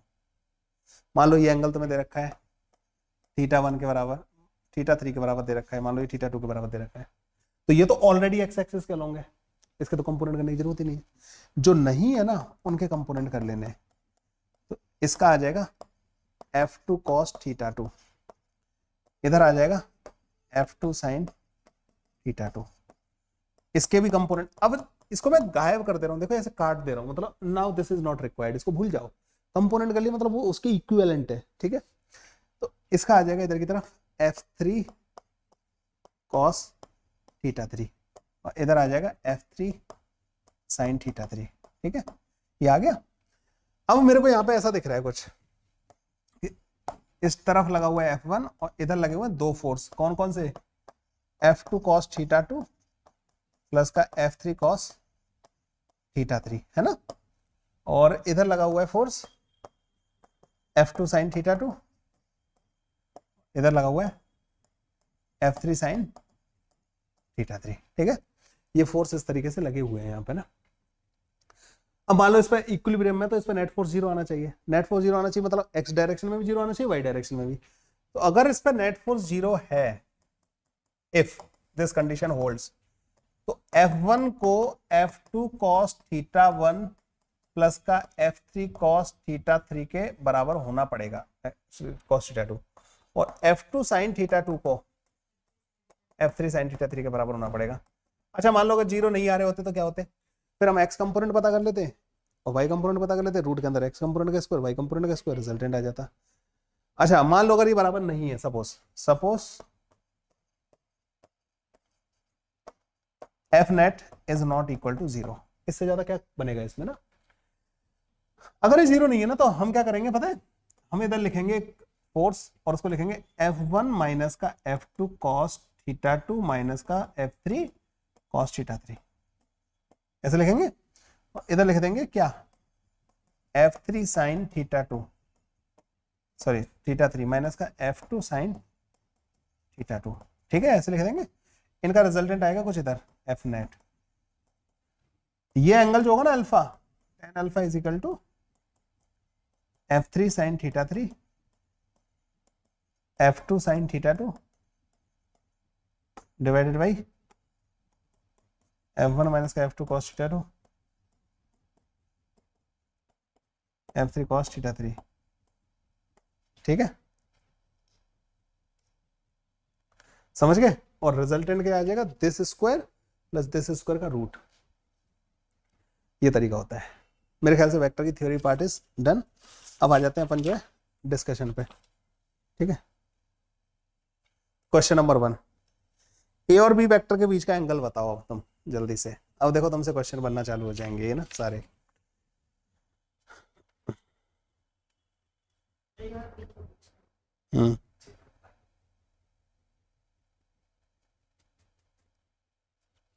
ए और बी के बीच में कितना आएगा, तो दोनों ये तो खैर हेड टू हेड रखे हुए हैं। ये एंगल चाहिए मेरे को 60 प्लस का 45 105,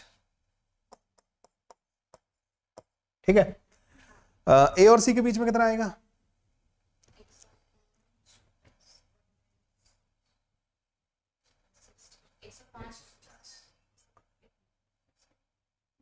ये 30 है, ये 90, छोटा वाला एंगल 150। बी और सी के बीच में कितना आएगा,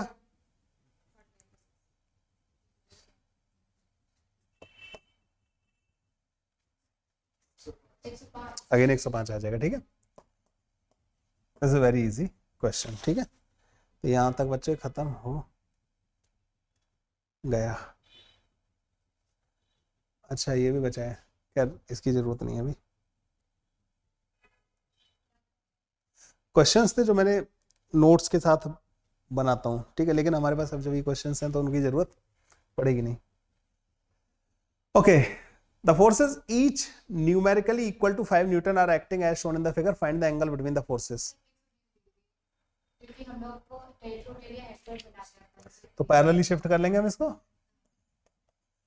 इसको ऐसे रहने देंगे 5 न्यूटन को। ये एंगल हमें पता था 60 डिग्री के बराबर है। This is the angle between them which is 120 degree, ठीक है। तो आंसर क्या होगा इसका, 120 डिग्री। बहुत ही इजी क्वेश्चन है ना। थर्ड क्वेश्चन,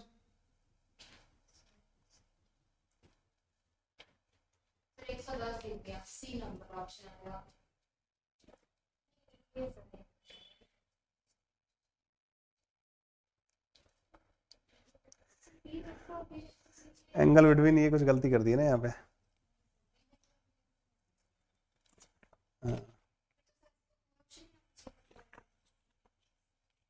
गलती कर दी है। चलो हम इन ऑप्शंस को चेक करते हैं, ए बी और डी को चेक करते हैं, ठीक है।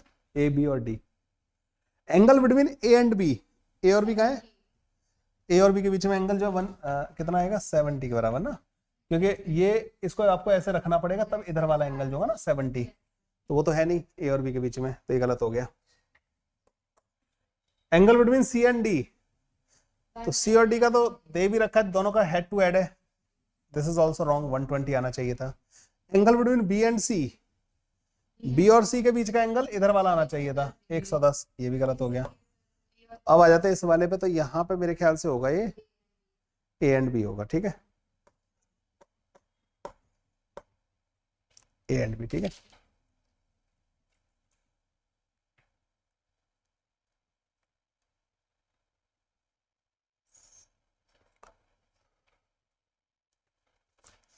फोर्थ नंबर क्वेश्चन पे आ जाओ फिर। Which of the following forces cannot be the resultant of the 5 Newton force and 7 Newton force? कौन सा वाला नहीं हो सकता भाई, हाँ भाई नितेश, 5 और 7 का मैक्सिमम वैल्यू कितना हो सकता है? 12। और मिनिमम कितना हो सकता है? 2। 2, 10 बीच में आ रहा है, 14 नहीं आएगा, ठीक है। तो C option is the correct option. इतनी देर लगती है बस नीट वाले क्वेश्चन के लिए ना, इतना ही टाइम होता है ना। तो सही चल रहा है अपन जो है, क्वेश्चन मतलब ज्यादा डिफिकल्ट नहीं रखे मैंने।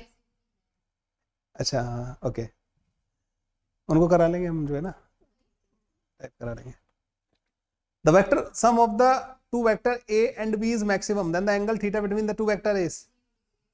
ये तो खैर ये पता है, मेरा मन ही नहीं कर रहा था इसको डालने का ना, क्योंकि ये तो मैंने नोट्स में भी कवर कर रखा है ना। दोनों एक ही डायरेक्शन में जब वेक्टर होते हैं तो उनका रिजल्टेंट मैक्सिमम आता है। अगला वाला भी फिर इसका भाई बंधु ही है।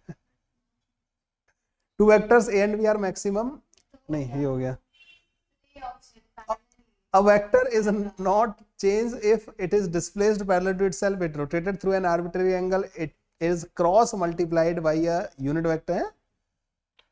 अच्छा, cross multiplied by unit vector, unit vector से क्रॉस प्रोडक्ट करोगे तो उसका परपेंडिकुलर आएगा वेक्टर ना, एक नया वेक्टर जो आएगा। It is multiplied by N arbitrary scalar, तब भी चेंज हो जाएगा, है ना। तो ये वाला सीधा थ्योरी से है, ठीक है। थ्योरी से भी आने चाहिए, अच्छा लगता है। नहीं ऐसा नहीं आएगा, लेकिन ऐसे ही नहीं, ऐसा पता नहीं, हाँ शायद कुछ भी डाल देते हैं मतलब ना। अब जब से एनटी वाले करने लगे ना, तब से तो मतलब कुछ भी कर देते हैं। जेई में नहीं, जेई में बहुत सारे ऐसे होते हैं जो जेई मेन की बात कर रहे हैं। जेई मेन में एडवांस, एडवांस का एक सुपर इजी क्वेश्चन आया था जो देखते ही होने वाला था मतलब ना 2022 में, और एक सुपर डिफिकल्ट क्वेश्चन आया था जो मतलब अभी तक सॉल्व ही नहीं हुआ, वो गलत था मतलब ना। और उस क्वेश्चन को लोगों ने गलत तरीके से सही आंसर निकाल दिया। फिर आईआईटी वालों ने आंसर दे दिया, फिर आईआईटी वालों ने कहा कि नहीं ये तो हमने गलत आंसर दे दिया, ये तो क्वेश्चन का आंसर ही नहीं आना चाहिए जो हमने, उन्होंने क्वेश्चन ही गलत बना दिया था। मतलब वो एमआईटी से उठाया उन्होंने और क्वेश्चन को गलत तरीके से उन्होंने फ्रेम किया, थोड़ी इन्फॉर्मेशन उसमें गड़बड़ कर दी इन्होंने आईआईटी वालों ने। फिर वो आ गया क्वेश्चन उन्होंने दे दिया, उन्होंने एमआईटी के हिसाब से आंसर दे दिया। तो यहाँ के एक फैकल्टी थे जिन्होंने मतलब उसको सही सॉल्व कर दिया, मतलब ना उनका आंसर मैच कर गया, सिर्फ उन्हीं का मैच किया। तो वो नाचने लगे, गाने लगे, मतलब कि सिर्फ मैं ही हूँ कोटा में जो सॉल्व कर सकता हूँ। फिर आईआईटी ने अपनी गलती को सुधार किया, उन्होंने कहा हमसे वो गलत आंसर चला गया, फिर वो चुप हो गए। ठीक है। फिर आईआईटी ने उस क्वेश्चन को बोला कि ये गलत है, मतलब ना इसका आंसर नहीं आना चाहिए। फिर लोगों ने कहा नहीं इसका आंसर वही आना चाहिए। फिर बहुत बड़े बड़े धुरंधर निकल के आए, मतलब वन ऑफ द टॉप निकल के आए। उन्होंने कहा कि नहीं, चिमनी प्रॉब्लम बोलते हैं उसको ना जनरली, मैंने भी उस पर एक वीडियो बना रखा है। मतलब ना जब सारी कंट्रोवर्सी हो रही थी तो फिर मैंने लास्ट में बनाया, मैंने कहा भाई गलत है, इसे ऐसे आना नहीं चाहिए, गलत क्वेश्चन का गलत क्वेश्चन का गलत तरीके से सही आंसर ऐसे करके वीडियो बना रखा है मैंने ना। तो उन्होंने फिर उसको बोला कि 5 मिनट में सॉल्व हो जाएगा ये क्वेश्चन, 5 नहीं 90 सेकंड में बोला था, पता नहीं क्या बोला था उन्होंने, ऐसे सॉल्व होगा ये। देन मैं बड़ा शॉक्ड, मैंने कहा यार गलत क्वेश्चन इन्होंने भी सही कर दिया क्या। तो देखा उन्होंने सॉल्व कर डाला उस क्वेश्चन को, 2 दिन बाद आईआईटी ने आंसर दे दिया कि ये तो हमने ही गलत कर दिया था। फिर सबने MIT one of the toughest, ऐसा नहीं है, मतलब जो रिसर्च चल रही होती है ना ऑन गोइंग, जो कुछ ऐसा नया कंटेंट होता है उसको उठा के डाल देते हैं आईआईटी वाले ना। मतलब तुम सोचो क्या है, कैसे करोगे इसको, तुम्हारे दिमाग के ऊपर है। मतलब क्वेश्चंस का नंबर कम होता है लेकिन उठा के बहुत अजीब गरीब क्वेश्चन डाल देते हैं। ऐसे ऐसे क्वेश्चन भी आए जो एक्सट्रीमली डिफिकल्ट रहे हैं, मतलब ना टाइम के हिसाब से आज तक लोगों को मतलब परेशान करते हैं, ऐसे क्वेश्चन भी डालें, गलत डाल देते हैं। सबसे बड़ी बात पता है, गलत होता है ना क्वेश्चन, उस पर बच्चा जो टाइम बर्बाद करता है ना, जैसे चिमनी वाला गलत था, सबको नंबर मिले, जो करके आया उसको भी, जो नहीं करके आया उसको भी। अब जो करने में जो टाइम बर्बाद किया, एनर्जी बर्बाद किया, उसका तो घाटा ही हुआ ना। जिसने छोड़ दिया था, मैंने अपने बच्चों को बोल दिया था, मैंने कहा एक क्वेश्चन ऐसा मिलेगा जिसको छोड़ना है, चुपचाप छोड़ दिए थे। वो कब आके बोलते हैं सर बचा लिया, मैंने बिल्कुल इस पर एनर्जी नहीं लगाई, उसको फ्री के नंबर मिल गए थे। पर ऐसा नहीं करना चाहिए, मतलब पर करें क्या, वो गलत हो गया तो बताओ क्या होगा उसका। ऐसा पहले भी हुआ है, 2020 में भी ऐसा क्वेश्चन आया था जो बहुत डिफिकल्ट था, सुदर्शन चक्र पे दे दिया था उन्होंने, सुदर्शन चक्र वाले कॉन्सेप्ट पर गलत था क्वेश्चन, बाद में बोनस दे दिया सबको। एक और क्वेश्चन आया जो कि वो भी बहुत डिफिकल्ट था, बाद में बोनस दे दिया उन्होंने। तो अब जब बोनस ही दे देते हैं तो फिर क्यों मतलब एनर्जी बर्बाद करनी चाहिए। आईआईटी का मतलब आईआईटी वाले ना अब मान लेते हैं गलती को ना, कई बार नहीं मानते वो लोग ना, नहीं आईआईटी वाले प्रोफेसर भी कई बार ना अड़ियल होते हैं वैसे तो ना, वो भी नहीं मानते, मतलब ना कि हम कैसे गलत हो सकते हैं, तुम गलत हो। और हम जो पढ़ाते हैं, हमने इतनी रिसर्च कर रखी है ना, हमने भी मतलब इन चीज़ों पे कम से कम 12th की फिजिक्स ही तो है यार, 11th 12th की फिजिक्स ही तो है, उसमें हमने उसको पूरा खंगाल मारा है जो तुमने हमें दिया है ना, उसके बेसिस पे हम उसके बेसिस पे आंसर कर रहे हैं। पर अब उनसे कोई भिड़ नहीं सकता। एक बार ऐसे क्वेश्चन उन्होंने दे दिया कि electric force between the 2 point charges, ये तो तुम भी आंसर कर सकते हो। Electric force between the 2 charges changes in the medium, medium में जाने वाला घट जाता है ना। अगर 2 पॉइंट चार्जेस को अगर आप किसी मीडियम में ले जाओगे वैक्यूम से निकाल के, तो force between both the charges decreases. पढ़ा है सबने? एप्सिलॉन आर से डिवाइड कर देते हैं ना, तो ऐसा होता है ना। मैं बोलूँगा force applied by this charge on this charge decreases. Is this correct? The force by one charge on the other charge does not change, but the net force acting on a charge that changes. ये definition तुम्हें पढ़ाई गई है। IIT ने सीधा बोला force between these decreases, that's all. net weight कोई word नहीं यूज किया उन्होंने, कहा हम ये सही है, हम बोल रहे हैं ये ऐसे होगा। तो ऐसे कंट्रोवर्सीज आएंगी, आती रहती है, मतलब ना ऐसा नहीं है कि पेपर सामने वाला ऐसा कौन है, मतलब कहाँ पे लिखा हुआ है कि ये चीज ऐसे होनी है? किसी ने नहीं लिखा। लोगों ने कहा कि भाई देखो मेरे अकॉर्डिंग ऐसा होना चाहिए, ठीक है, और उसका ज्यादा पावर है, उसके अकॉर्डिंग मानना पड़ेगा तुम्हें। सिंपल सी बात है। न्यूटन जी ने जो थ्योरीज दी सब में, नहीं मैं तो हिंदी मीडियम से था ना, तो मेरे को तो पहली बार में तो मेरे को पता ही नहीं चला। केमिस्ट्री तो उड़ गई थी मेरी पूरी, ठीक है। पहली बार जब मेरा नहीं हुआ सिलेक्शन, अच्छा पहला 1 साल तो मेरे को हिंदी और इंग्लिश से लड़ते लड़ते निकल गया था 11 तो, ठीक है। मैं बता रहा हूँ जिस दिन मैं पहली बार, अच्छा एक चीज और, एक सिस्टम में एक स्कैम और चलता है, मतलब ना बहुत गंदा वाला। जो बच्चे लेट आते हैं उनको बैकलॉग कंप्लीट करा देंगे, ऐसा बोलते हैं ना। जैसे एक बैच चल रहा है 2 महीने से, मैंने 11th स्टार्ट किया था, आगरा में एक कोचिंग थी छोटी सी, तो वहां से पढ़ने गया था मैं ना, मतलब कोचिंग में। तो उसमें 2 महीने पहले बैच चल रहा था और उन्होंने बोला कि कोई बात नहीं आप एडमिशन कराओ, अभी चला है बैच, अभी चालू हुआ है। मैं बैच में गया, वो न्यूटन्स लॉज ऑफ मोशन का बीच में चल रहा था। Newton's laws of motion, kinematics उड़ गया, बेसिक मैथ्स उड़ गया मेरा, मुझे डिफरेंशिएशन इंटीग्रेशन कुछ नहीं आता है। 10th में थोड़ी पढ़ाए जाते हैं डिफरेंशिएशन इंटीग्रेशन, और मेरे को बेसिक आता ही नहीं, जो मैंने तुम्हें पढ़ाया ना इतने दिन से, ये मेरे को आता ही नहीं है। मेरे को काइनेमेटिक्स आता ही नहीं है। मैं कहाँ से जाके पढ़ रहा हूँ? न्यूटन्स लॉज ऑफ मोशन से। जिस बैच में न्यूटन्स लॉज ऑफ मोशन चल रहा था, मुझे न्यूटन्स लॉज ऑफ मोशन से मैंने पढ़ना स्टार्ट किया था। तो मैं लगता है कि मैं 2 महीने का बैकलॉग कभी भी कवर कर पाऊंगा। जितने भी बच्चे 2 महीने का बैकलॉग होता है ना, आज के टाइम पे फिर भी ऑनलाइन वगैरह के सहारे कर लेते हैं कंप्लीट। हमारे टाइम पे तो ये भी नहीं था, मतलब उस टाइम पे थोड़ी था इतना अवेलेबल, और हमें आइडिया भी नहीं था कि कैसे कवर करना है। उन्होंने कहा कि हम तुम्हारी ना वो बैकलॉग कंप्लीट करने के लिए क्लास लगाएंगे। 2 दिन क्लास लगी, काम खत्म। 2 महीने 2 दिन खत्म। तो बेसिकली कैसे मैं एक्सपेक्ट करूँगा मेरा सिलेक्शन हो जाएगा? लेकिन फिर भी मैंने फिजिक्स मेरी अच्छी कर ली थी उस टाइम पे भी ना, फिजिक्स के बलबूते पे बस फिजिक्स ही अच्छी हो पाई। बाद बाकी 2 महीने का कवर नहीं होता भाई, कभी नहीं होता। फिजिक्स तो तुम्हारी कभी नहीं होगी और बेसिक मैथ्स नहीं पढ़ा तुमने, और कोई बताया दे कि यार तू बेसिक मैथ्स पढ़ ले, अपने आप पढ़ ले, ये रही यहाँ से पढ़ ले, वो भी नहीं कोई बताया। तो मेरी 11th खराब हो गई। 12th में वो जो फैकल्टी था वो चेंज कर दिया, उसके लिए हमने आंदोलन में कूद पड़े, वैसे खराब कर ली, 12th खराब कर ली। ये आंदोलन ना सिर्फ टीचर को फायदा होता है और किसी को फायदा नहीं होता। ये कभी नहीं करना चाहिए एज ए स्टूडेंट। तो मतलब मैं कभी नहीं बोला, मैं कभी भी छोड़ के गया हूँ ना अगर एक जगह से दूसरी जगह, मैंने बच्चों को रात रात खबर नहीं लगने दी कि मैं जा रहा हूँ अगले दिन। वैसे मैं कभी ऐसे नहीं गया कि बीच में गया, मतलब मेरा जैसे बच्चे बैच कंप्लीट हो गया एंड मुझे शिफ्ट करना है एक इंस्टीट्यूट से दूसरे इंस्टीट्यूट में, तो बैच को पूरा खत्म करके मैं मूव कर गया। ऐसा नहीं कि मेरे पीछे पीछे आ जाए लेके चल तू, ऐसा नहीं किया मैंने, तो उससे बच्चे का पूरा कैरियर खराब हो जाता है। ये छोड़ते हैं ये डिस्कशन। चलो आ जाओ इधर।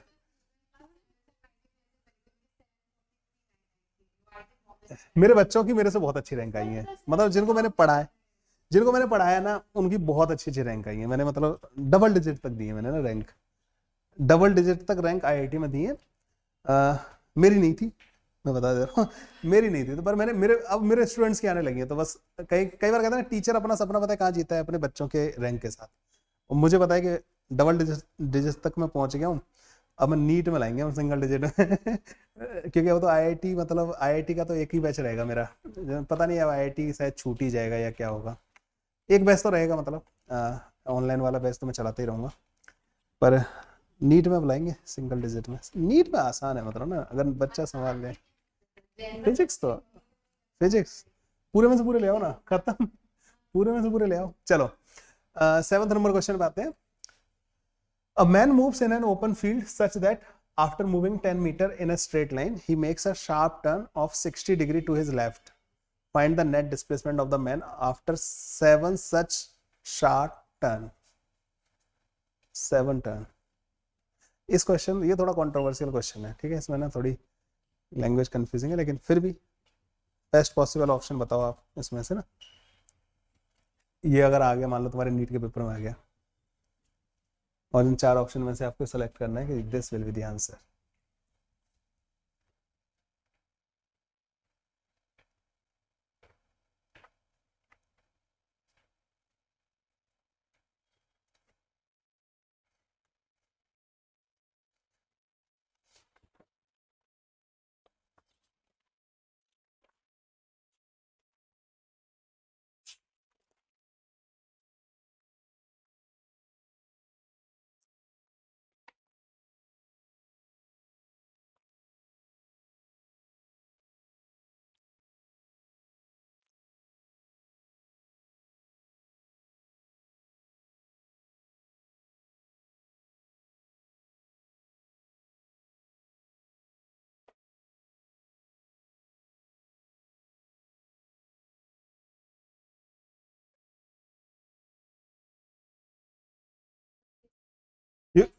You have to give the best possible answer out of these 4. मतलब ये नीट में आ गया, आ जाएगा, इतना कोई डिफिकल्ट नहीं है, आ सकता है।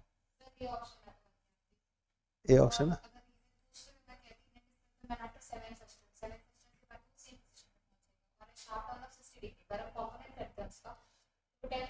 सेवन पे वही कैसे पहुंचेगा? 7 में 6 के बाद ही पहुंच जाएगा ना, 6 के बाद पहुंच जाएगा ना अपनी जगह पे। पहला टर्न 10 मीटर चल के 2 3 4 5 6 7 7 में तो आगे होगा ना। तो तुमने ये कैसे डिसाइड किया कि 7 के जस्ट टर्न लेने के जस्ट बाद ही बात करनी है, टर्न लेके चला दिया, अगले 8वें टर्न से पहले बात करनी है? कैसे बोलोगे? मतलब वही है, वो 8वें टर्न से मतलब आंसर नहीं आएगा इसमें ना, कोई ऑप्शन फिट नहीं बैठेगा। तो सही है बिल्कुल आप लोगों का ना आंसर। कैसे होगा? एक बार 10 मीटर चला इधर, ठीक है, एक टर्न लिया इसमें 10 मीटर, फिर 10 मीटर, और ये हो गया 10 मीटर, ठीक है। कितने हो गए? 1 2 3 4, ये 5वां भी टर्न ले लिया इसने, 10 मीटर हो गया, ठीक है, और ये 6वां हो गया, और ये 7वां हो गया। 7वां टर्न यहाँ पे ले होगा, 7th वाला यहाँ पे होगा। अब यहाँ पे 2 पॉसिबिलिटी थी, इसी मूवमेंट में जब 7वां टर्न ले रहा है वहीं पे बात करनी है, तो 10 मीटर डिस्प्लेसमेंट हो गया, initial position this, final position this. अगर मैं फिर भी अगर दिमाग लगा देता कि यार 7 टर्न के बाद चला देता हूँ, मुझे नहीं पता, तो यहाँ पहुंचता, और ये जो डिस्टेंस आती है ना, ये 10√3 के बराबर होती है, और इसमें से कोई ऑप्शन मैच नहीं करेगा, ठीक है। तो मतलब हमें जस्ट टर्न लेने के बाद, वैसे इन्हें बोलना चाहिए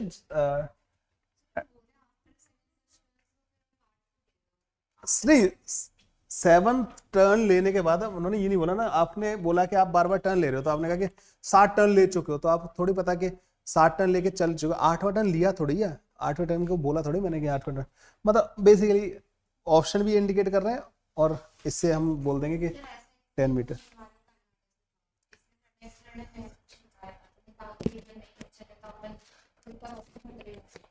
हाँ, तो हमने तो किया, आंसर हमने दिया ही नहीं 10√3 वाला ना, वो तो मैंने एक बात कर रहा था कि ऑप्शन भी नहीं है हमारे पास ना 10√3 का।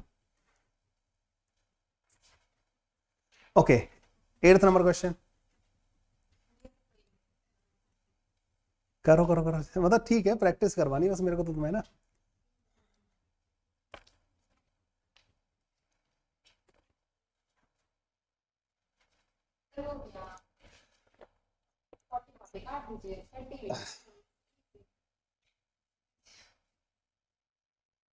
कर पाए भाई तुम लोग? 40 गया ये नॉर्थ में, ठीक है, और फिर 30 गया ये ईस्ट में, और फिर साउथ में चला गया 40 metre. Displacement is this,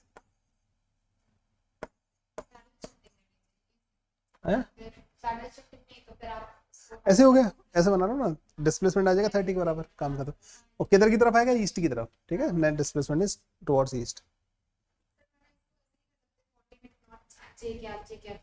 I cap J cap करो, हाँ हाँ, पहला डिस्प्लेसमेंट लिखो 40 जे कैप, ऊपर जे कैप मान लो, 30 आई कैप, फिर माइनस का 40 जे कैप, और सम करोगे इनका सबका, तो 30 जगह वो बात एक ही है, मतलब ना जो तुम्हें इजी लगे मेथड से कर लो। 9th number, the vector sum of the forces 10 Newton and 6 Newton can be 4 और 16 के 4 और 16 के बीच में जो है एक ही ऑप्शन है, that is the 8 newton. Nitesh समझ में आ रहा है भाई? Okay 9th। 10th number question, the sum of 3 forces F1 F2 and F3 acting on a particle is 0. The angle between F1 and F2 is nearly.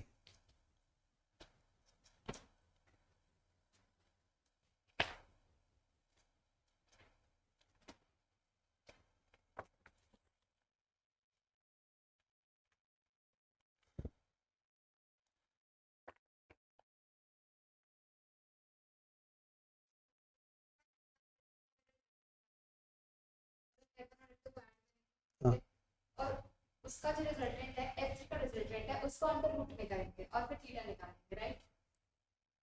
एक बार करो पहले तुम ना, करो करो करो एक बार ट्राई करो।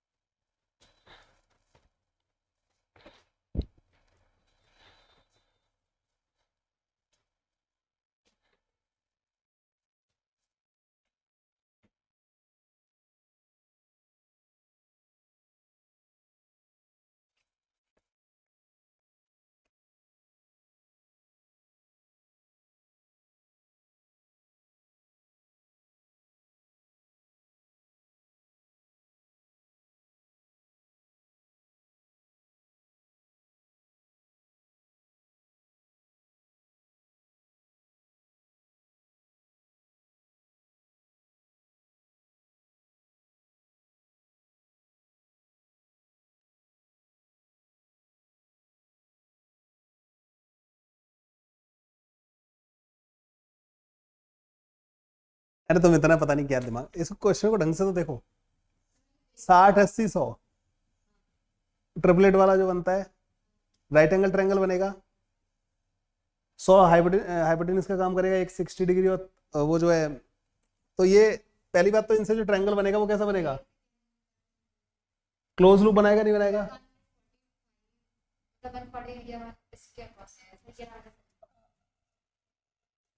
मैंने F1 और F2 को -6 के बराबर किया, फिर इसका रूट किया, तो टाइम लगा बट आंसर। एक स्मार्ट तरीके से को देखो,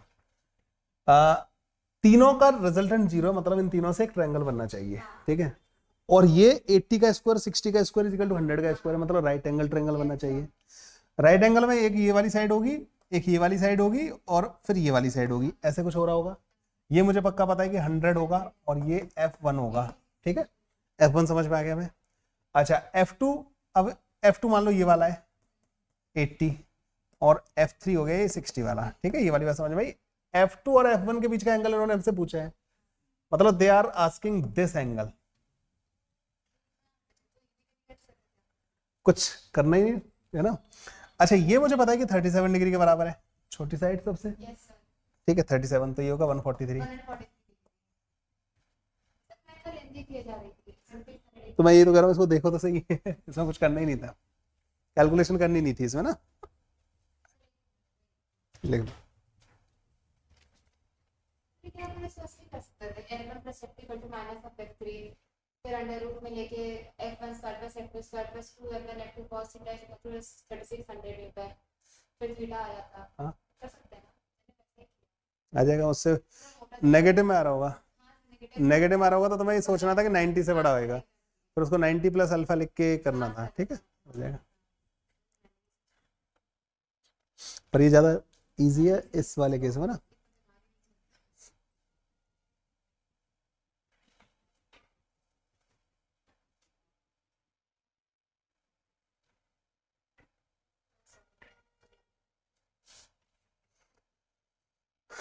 अब इसमें आ जाओ, 11th नंबर क्वेश्चन पे आ जाओ।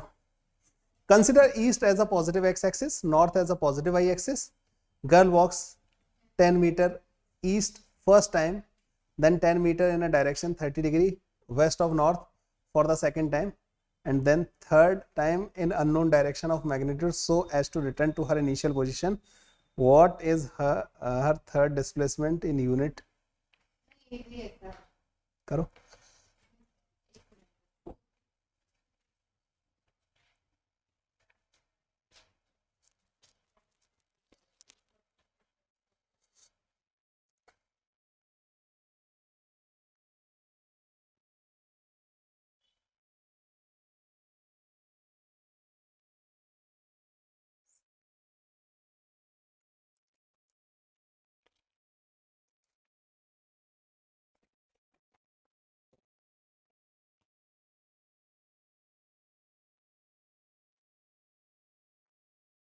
C cannot return.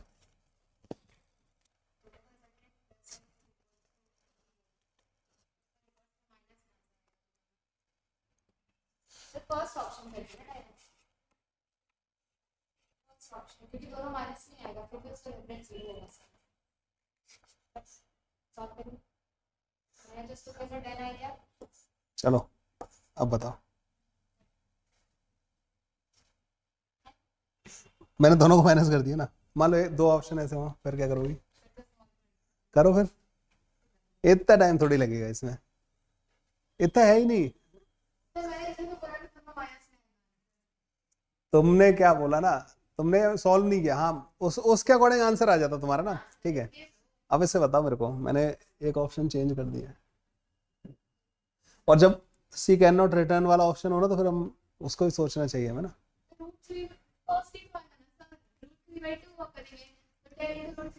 चलो मैं बता देता हूँ. तुम्हें पता है कि डिस्प्लेसमेंट क्या होता है? S vector is equal to S one vector plus S two vector plus S three vector. और इन्होंने बोला कि अपनी जगह पे वापस आ गई मतलब डिस्प्लेसमेंट जीरो आना चाहिए. ठीक है तो एस थ्री वेक्टर मुझे पता करना है. पहले चल रही है ईस्ट में तो एस वन वेक्टर जो होगा ना 10 चलाए आई कैप के बराबर हो जाएगा. अच्छा वेस्ट ऑफ नॉर्थ क्या होता है? ईस्ट नॉर्थ इधर चला है 10 मीटर ना.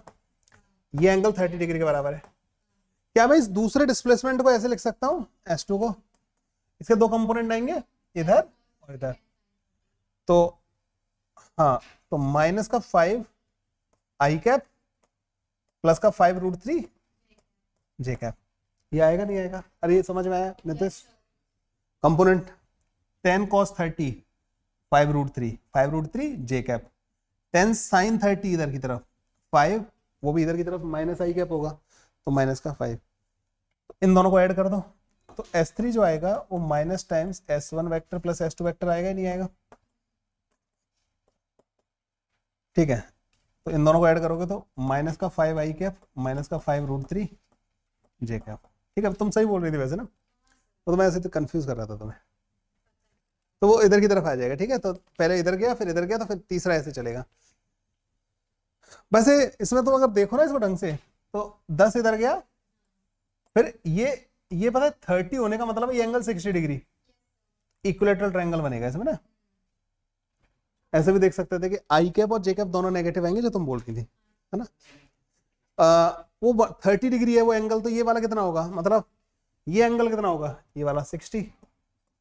इधर गया 10 फिर 10 और गया है 60 डिग्री पे तो वापस यही लाना है. थर्ड वाला वेक्टर ये होगा. इक्विलेटरल बन गया हमारे पास क्योंकि दोनों की दो साइड बराबर है. वो 60 डिग्री है तो वो भी 60 और 60 होंगे. ठीक है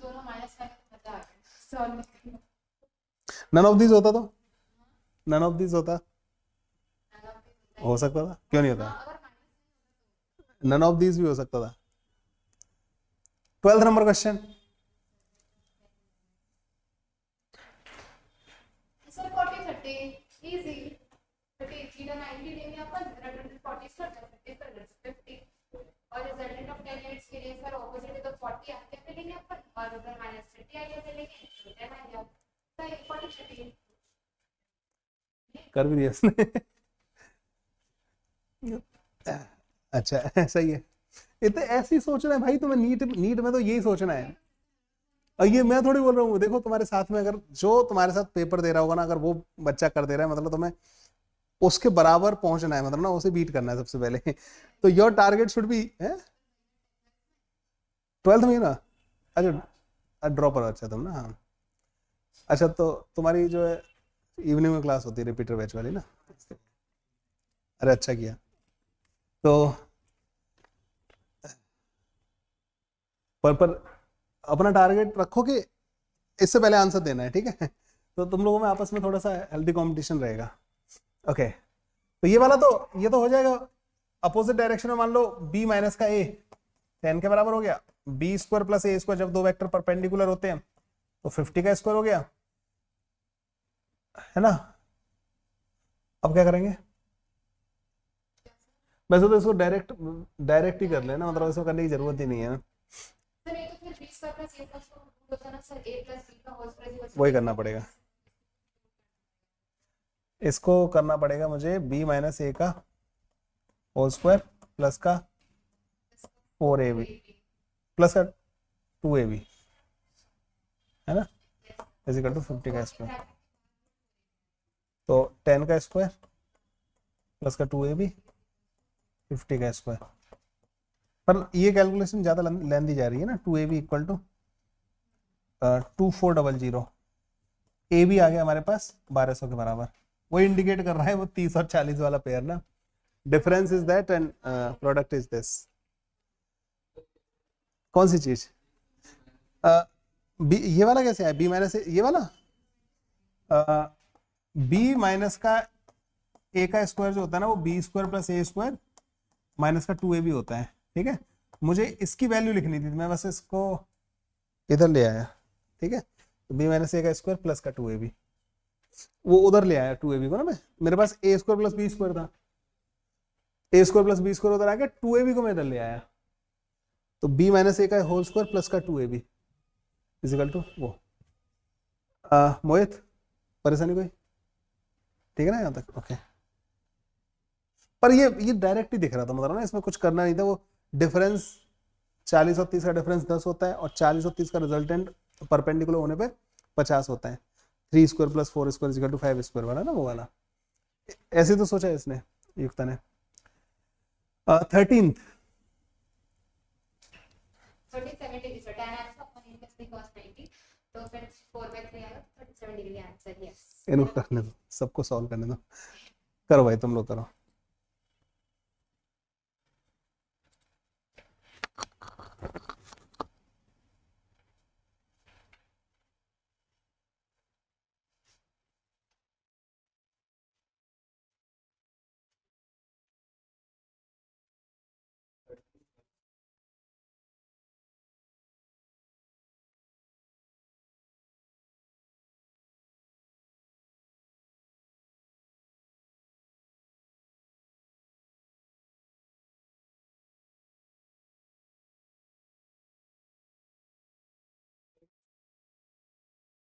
तो इन्होंने बोला कि resultant R makes an angle of alpha with A vector. तो ये तो डायरेक्ट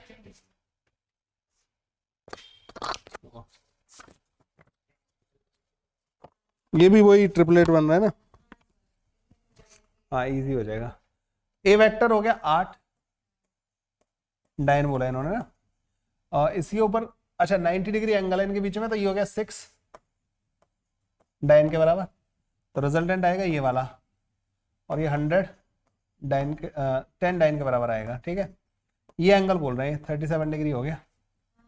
तो then the resultant R vector makes an angle alpha with A vector. तो ए वेक्टर के साथ एंगल बना, तो अल्फा जो है 37 डिग्री के बराबर आ जाएगा, ठीक है? हाँ, नहीं तुम इससे भी कर सकते थे, वो tan alpha is equal to B sine theta. वो इसमें वो एक्चुअली वो था ना, वैल्यूज 8 और 6 थी। Yes, 14th। हाँ, मतलब ज्यादा से ज्यादा कॉस, मतलब थीटा के tan थीटा इक्वल टू कुछ वैसा गंदा को फॉर्मूला दे देता है, एक अलग होता है। यस, क्या क्या होता है? आर इंटू, ठीक है मैं समझ गया, तुम चुप रहो। नहीं अभी रुक जाओ। O A plus O B plus O C. हाँ, इनको करने दो। नितेश बताएगा। नितेश कैसे करेंगे हम इसको? 3 वेक्टर है और तेरे सामने है, तीनों के तीनों मैग्नीट्यूड सेम है, इनका रिजल्टेंट बताना है तेरे को। पेन चलाने पे ध्यान कम दे, क्वेश्चन को देख। हाँ दिमाग चला।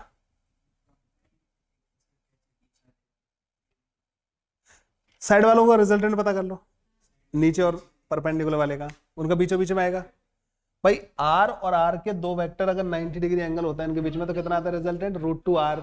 और उधर एक और वेक्टर है आर, आर प्लस का √2r। मैं समझ गया था तुम्हें, ये तुमने यही किया है, ठीक है। तो जो नेट वेक्टर रिजल्टेंट वेक्टर आएगा ना वो ये आएगा, ठीक है। आर कॉमन आ जाएगा, 1 प्लस का √2 will be the answer. Nitish समझ में आया? ओके 14th 15th ये नहीं होता, अभी अभी अभी आएगा। Which of the following sets of the displacements might be capable of bringing a car to its returning point? Sir, B option. मिल गया, बन गया। मैं फाइल्स में पासवर्ड रुक जाओ अभी। सर 25 81 144 तो फिर इसको पहले इनको, हाँ भाई पढ़ो इस वाले को। ये कह रहा है कि रिटर्निंग पॉइंट पे लेके आ जाना है, मतलब उसी जगह लेके आ जाना है जहां से चली थी, मतलब डिस्प्लेसमेंट 0। मतलब सारे वेक्टर मिला के क्या बनाने चाहिए, क्लोज लूप, ठीक है ना। मतलब लौट के वहीं आ जाना है, ठीक है। कैसे भी चलाओ उनको, ठीक है। ऐसे क्वेश्चन को करने के लिए ना सबसे पहले पता है क्या किया करो, सबसे बड़ा वाला वैल्यू ले लिया करो हर एक में। 50 मान लो, 50 इधर गया ये पहले ना, किलोमीटर जो भी है। क्या है यहां तक आने के लिए अब इसको 50 लौट के आना है। अब इसके जो रिमेनिंग 3 है ना, अगर तुम इसको उल्टा भी भेजो ना, 30 10 5 कभी नहीं पहुंच पाएगा वहां तक ना, है ना। हाँ इसमें 200 90 40 40 ये 200 तीनों मिला के नहीं हो सकते 200 के बराबर, तो आ ही नहीं सकता। 90 40 20 this 70 ये भी नहीं आ सकता। यस 16 वाले में पॉसिबिलिटी है कि ये मान लो 16 इधर गया, 9 इधर चला दो, 9 कहीं इधर चला दो, और ये फिर 5 चला दो इधर। This is possible. उन तीनों का रिजल्टेंट 16 के बराबर हो सकता है।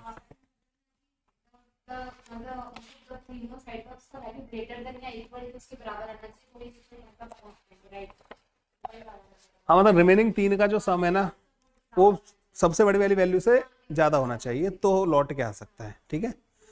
ऐसे 16 120 डिग्री, ये तो बहुत इजी है। ये तो अभी अभी अपन ने बात की थी, ठीक है। तो ए वेक्टर प्लस का बी वेक्टर, अब ये जो ऑनलाइन बच्चे पढ़ रहे होंगे ना वो डिप्रेशन में आ जाएंगे कि कोटा में ऐसे बच्चे भी होते हैं क्या, क्वेश्चन आ रहा है और वो पहले ही सॉल्व कर दे रहे हैं। तो दो वेक्टर का जो रिजल्टेंट है वो ए दोनों वेक्टर के मैग्नीट्यूड के बराबर होता है। वो कब होता है, जब दोनों वेक्टर के बीच का एंगल 120 डिग्री होता है, ठीक है। तो 120 से हो जाएगा ये वाला ना। 17 नहीं अभी नहीं बताना, पहले पढ़ने तो सबको। ये वेक्टर दिस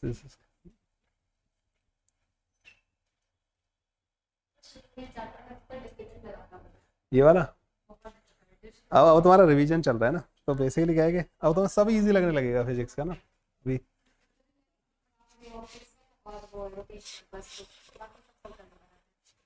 इसकी एक और डीपीपी देंगे हम आपको ना, मतलब एक अच्छी डीपीपी और बनाते हैं।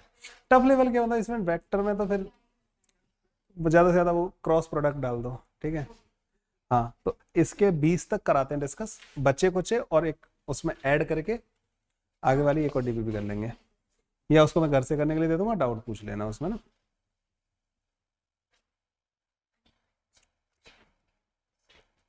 फिर डिफरेंशिएशन और इंटीग्रेशन अभी रुका हुआ है ना, डिफरेंशिएशन और इंटीग्रेशन हम जो है मंडे ट्यूसडे को निपटा देंगे।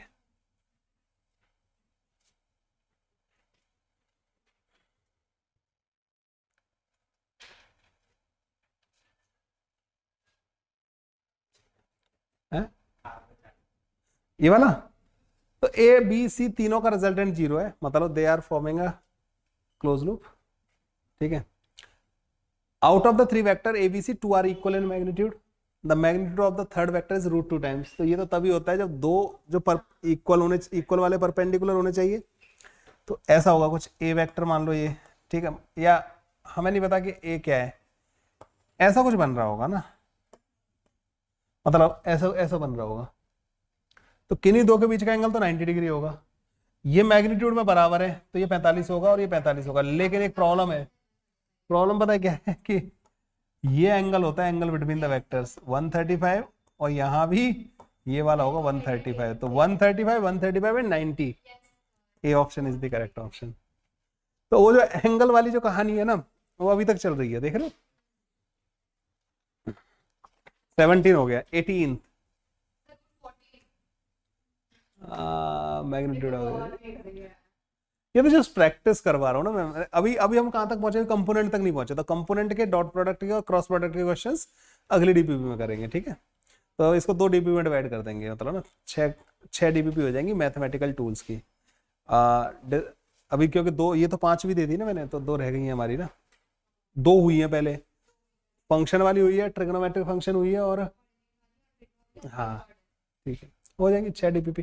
फिर इसकी एक बुकलेट बना देंगे पूरी। हमारे क्या नोट्स भी बनते जा रहे हैं, मटेरियल हमारा खुद का तैयार हो जाएगा तुम लोगों के बैच के साथ साथ। फिर हम उसको बच्चों को, बाहर पढ़ने वाले बच्चों को पहुंचा देंगे।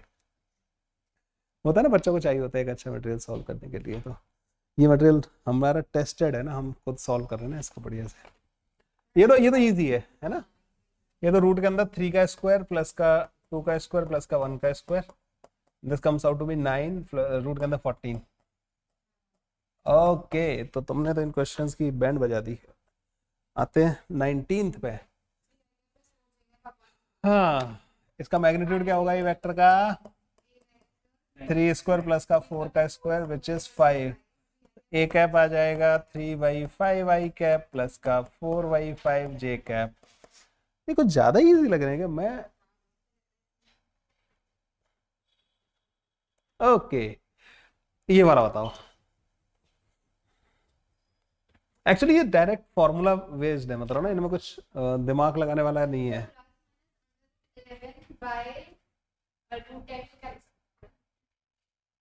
√10 ही लिखोगे उसको। हाँ, तो ये 1/2 का स्क्वायर मतलब 4/5 का स्क्वायर प्लस का c का square is equal to 1। Okay, तो c का स्क्वायर इज इक्वल टू आ जाएगा तुम्हारे पास 3/4 माइनस 16 डिवाइड बाई 25। तो c comes out to be, नीचे 10 आ जाएगा ना, 100 आ जाएगा ना, 75 माइनस का 48, तो अंडर रूट में क्या आएगा यहाँ पे 75 माइनस 48, 27 है, 75 27 आ रहा होगा ना, क्या आ रहा है 3 रूट, नहीं मेरा गलत है क्या।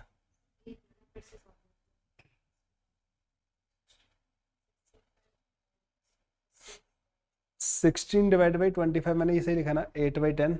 ओके, 1/2 का स्क्वायर मतलब 1/4 उधर गया तो 3/4 माइनस का 16/25 है। नहीं, यहाँ पर नीचे 100 आया, रूट लिया ना मैंने तो 7 आ जाए। अच्छा 64 होता है ना, 75 माइनस 64 11 आएगा, रूट के अंदर 11 डिवाइड बाई 10। ठीक है, ठीक है, चलो तो फिर इसको हाँ, तो बेसिकली क्या है कि इसको आज की डीपीपी को यहीं तक रहने देते हैं, ठीक है। 20 तक हो गया, आगे वाले क्वेश्चन अच्छे हैं, मतलब ना करोगे ना तुम अगली वाली डीपीपी सारे कर लिए। ओके, सो बच्चों कैसा लगा आज का लेक्चर हमारा। आई होप आप लोगों ने एंजॉय किया होगा, वेक्टर का बहुत अच्छे से आपका रिवीजन हो गया होगा। 20 क्वेश्चन सॉल्व किए हमने और वेक्टर के शॉर्ट नोट्स हमने रिवाइज किए। ये सारे के सारे शॉर्ट नोट्स जो है और ये क्वेश्चन जो है ये आप जो है हार्ड कॉपी हमारे सेंटर से रिसीव कर सकते हैं, जो कि नीट मतलब कोटा के कोनाडी में नीट बाई प्रभजीत का सेंटर है, वहां से आप रिसीव कर सकते हैं। और ये वैसे भी इसकी सॉफ्ट कॉपी तो मैं आप लोगों के साथ शेयर करूंगा ही करूंगा। सो हमने बुकलेट बना रहे हैं बच्चों हम, जो हमारे इन बच्चों को ऑफलाइन में हम प्रोवाइड करेंगे। आप लोग भी अगर हमारे ऑफलाइन सेंटर पर ज्वाइन करना चाहते हैं तो एक बार विजिट जरूर करिएगा, या आपके फ्रेंड्स जो कोटा में रहते हैं नीट की प्रिपरेशन कर रहे हैं उनको आप बता सकते हैं कि नीट बाई प्रभजीत का कोटा सेंटर एक बार विजिट करने के लिए उनको आप बोल सकते हैं। सो बच्चों अगले लेक्चर में मिलेंगे जहां डिफरेंशिएशन एंड इंटीग्रेशन का लेक्चर होंगे हमारे 2। उन लेक्चर की रिकॉर्डिंग भी बच्चों में बहुत जल्दी आप लोगों के साथ शेयर करूंगा। Thank you. है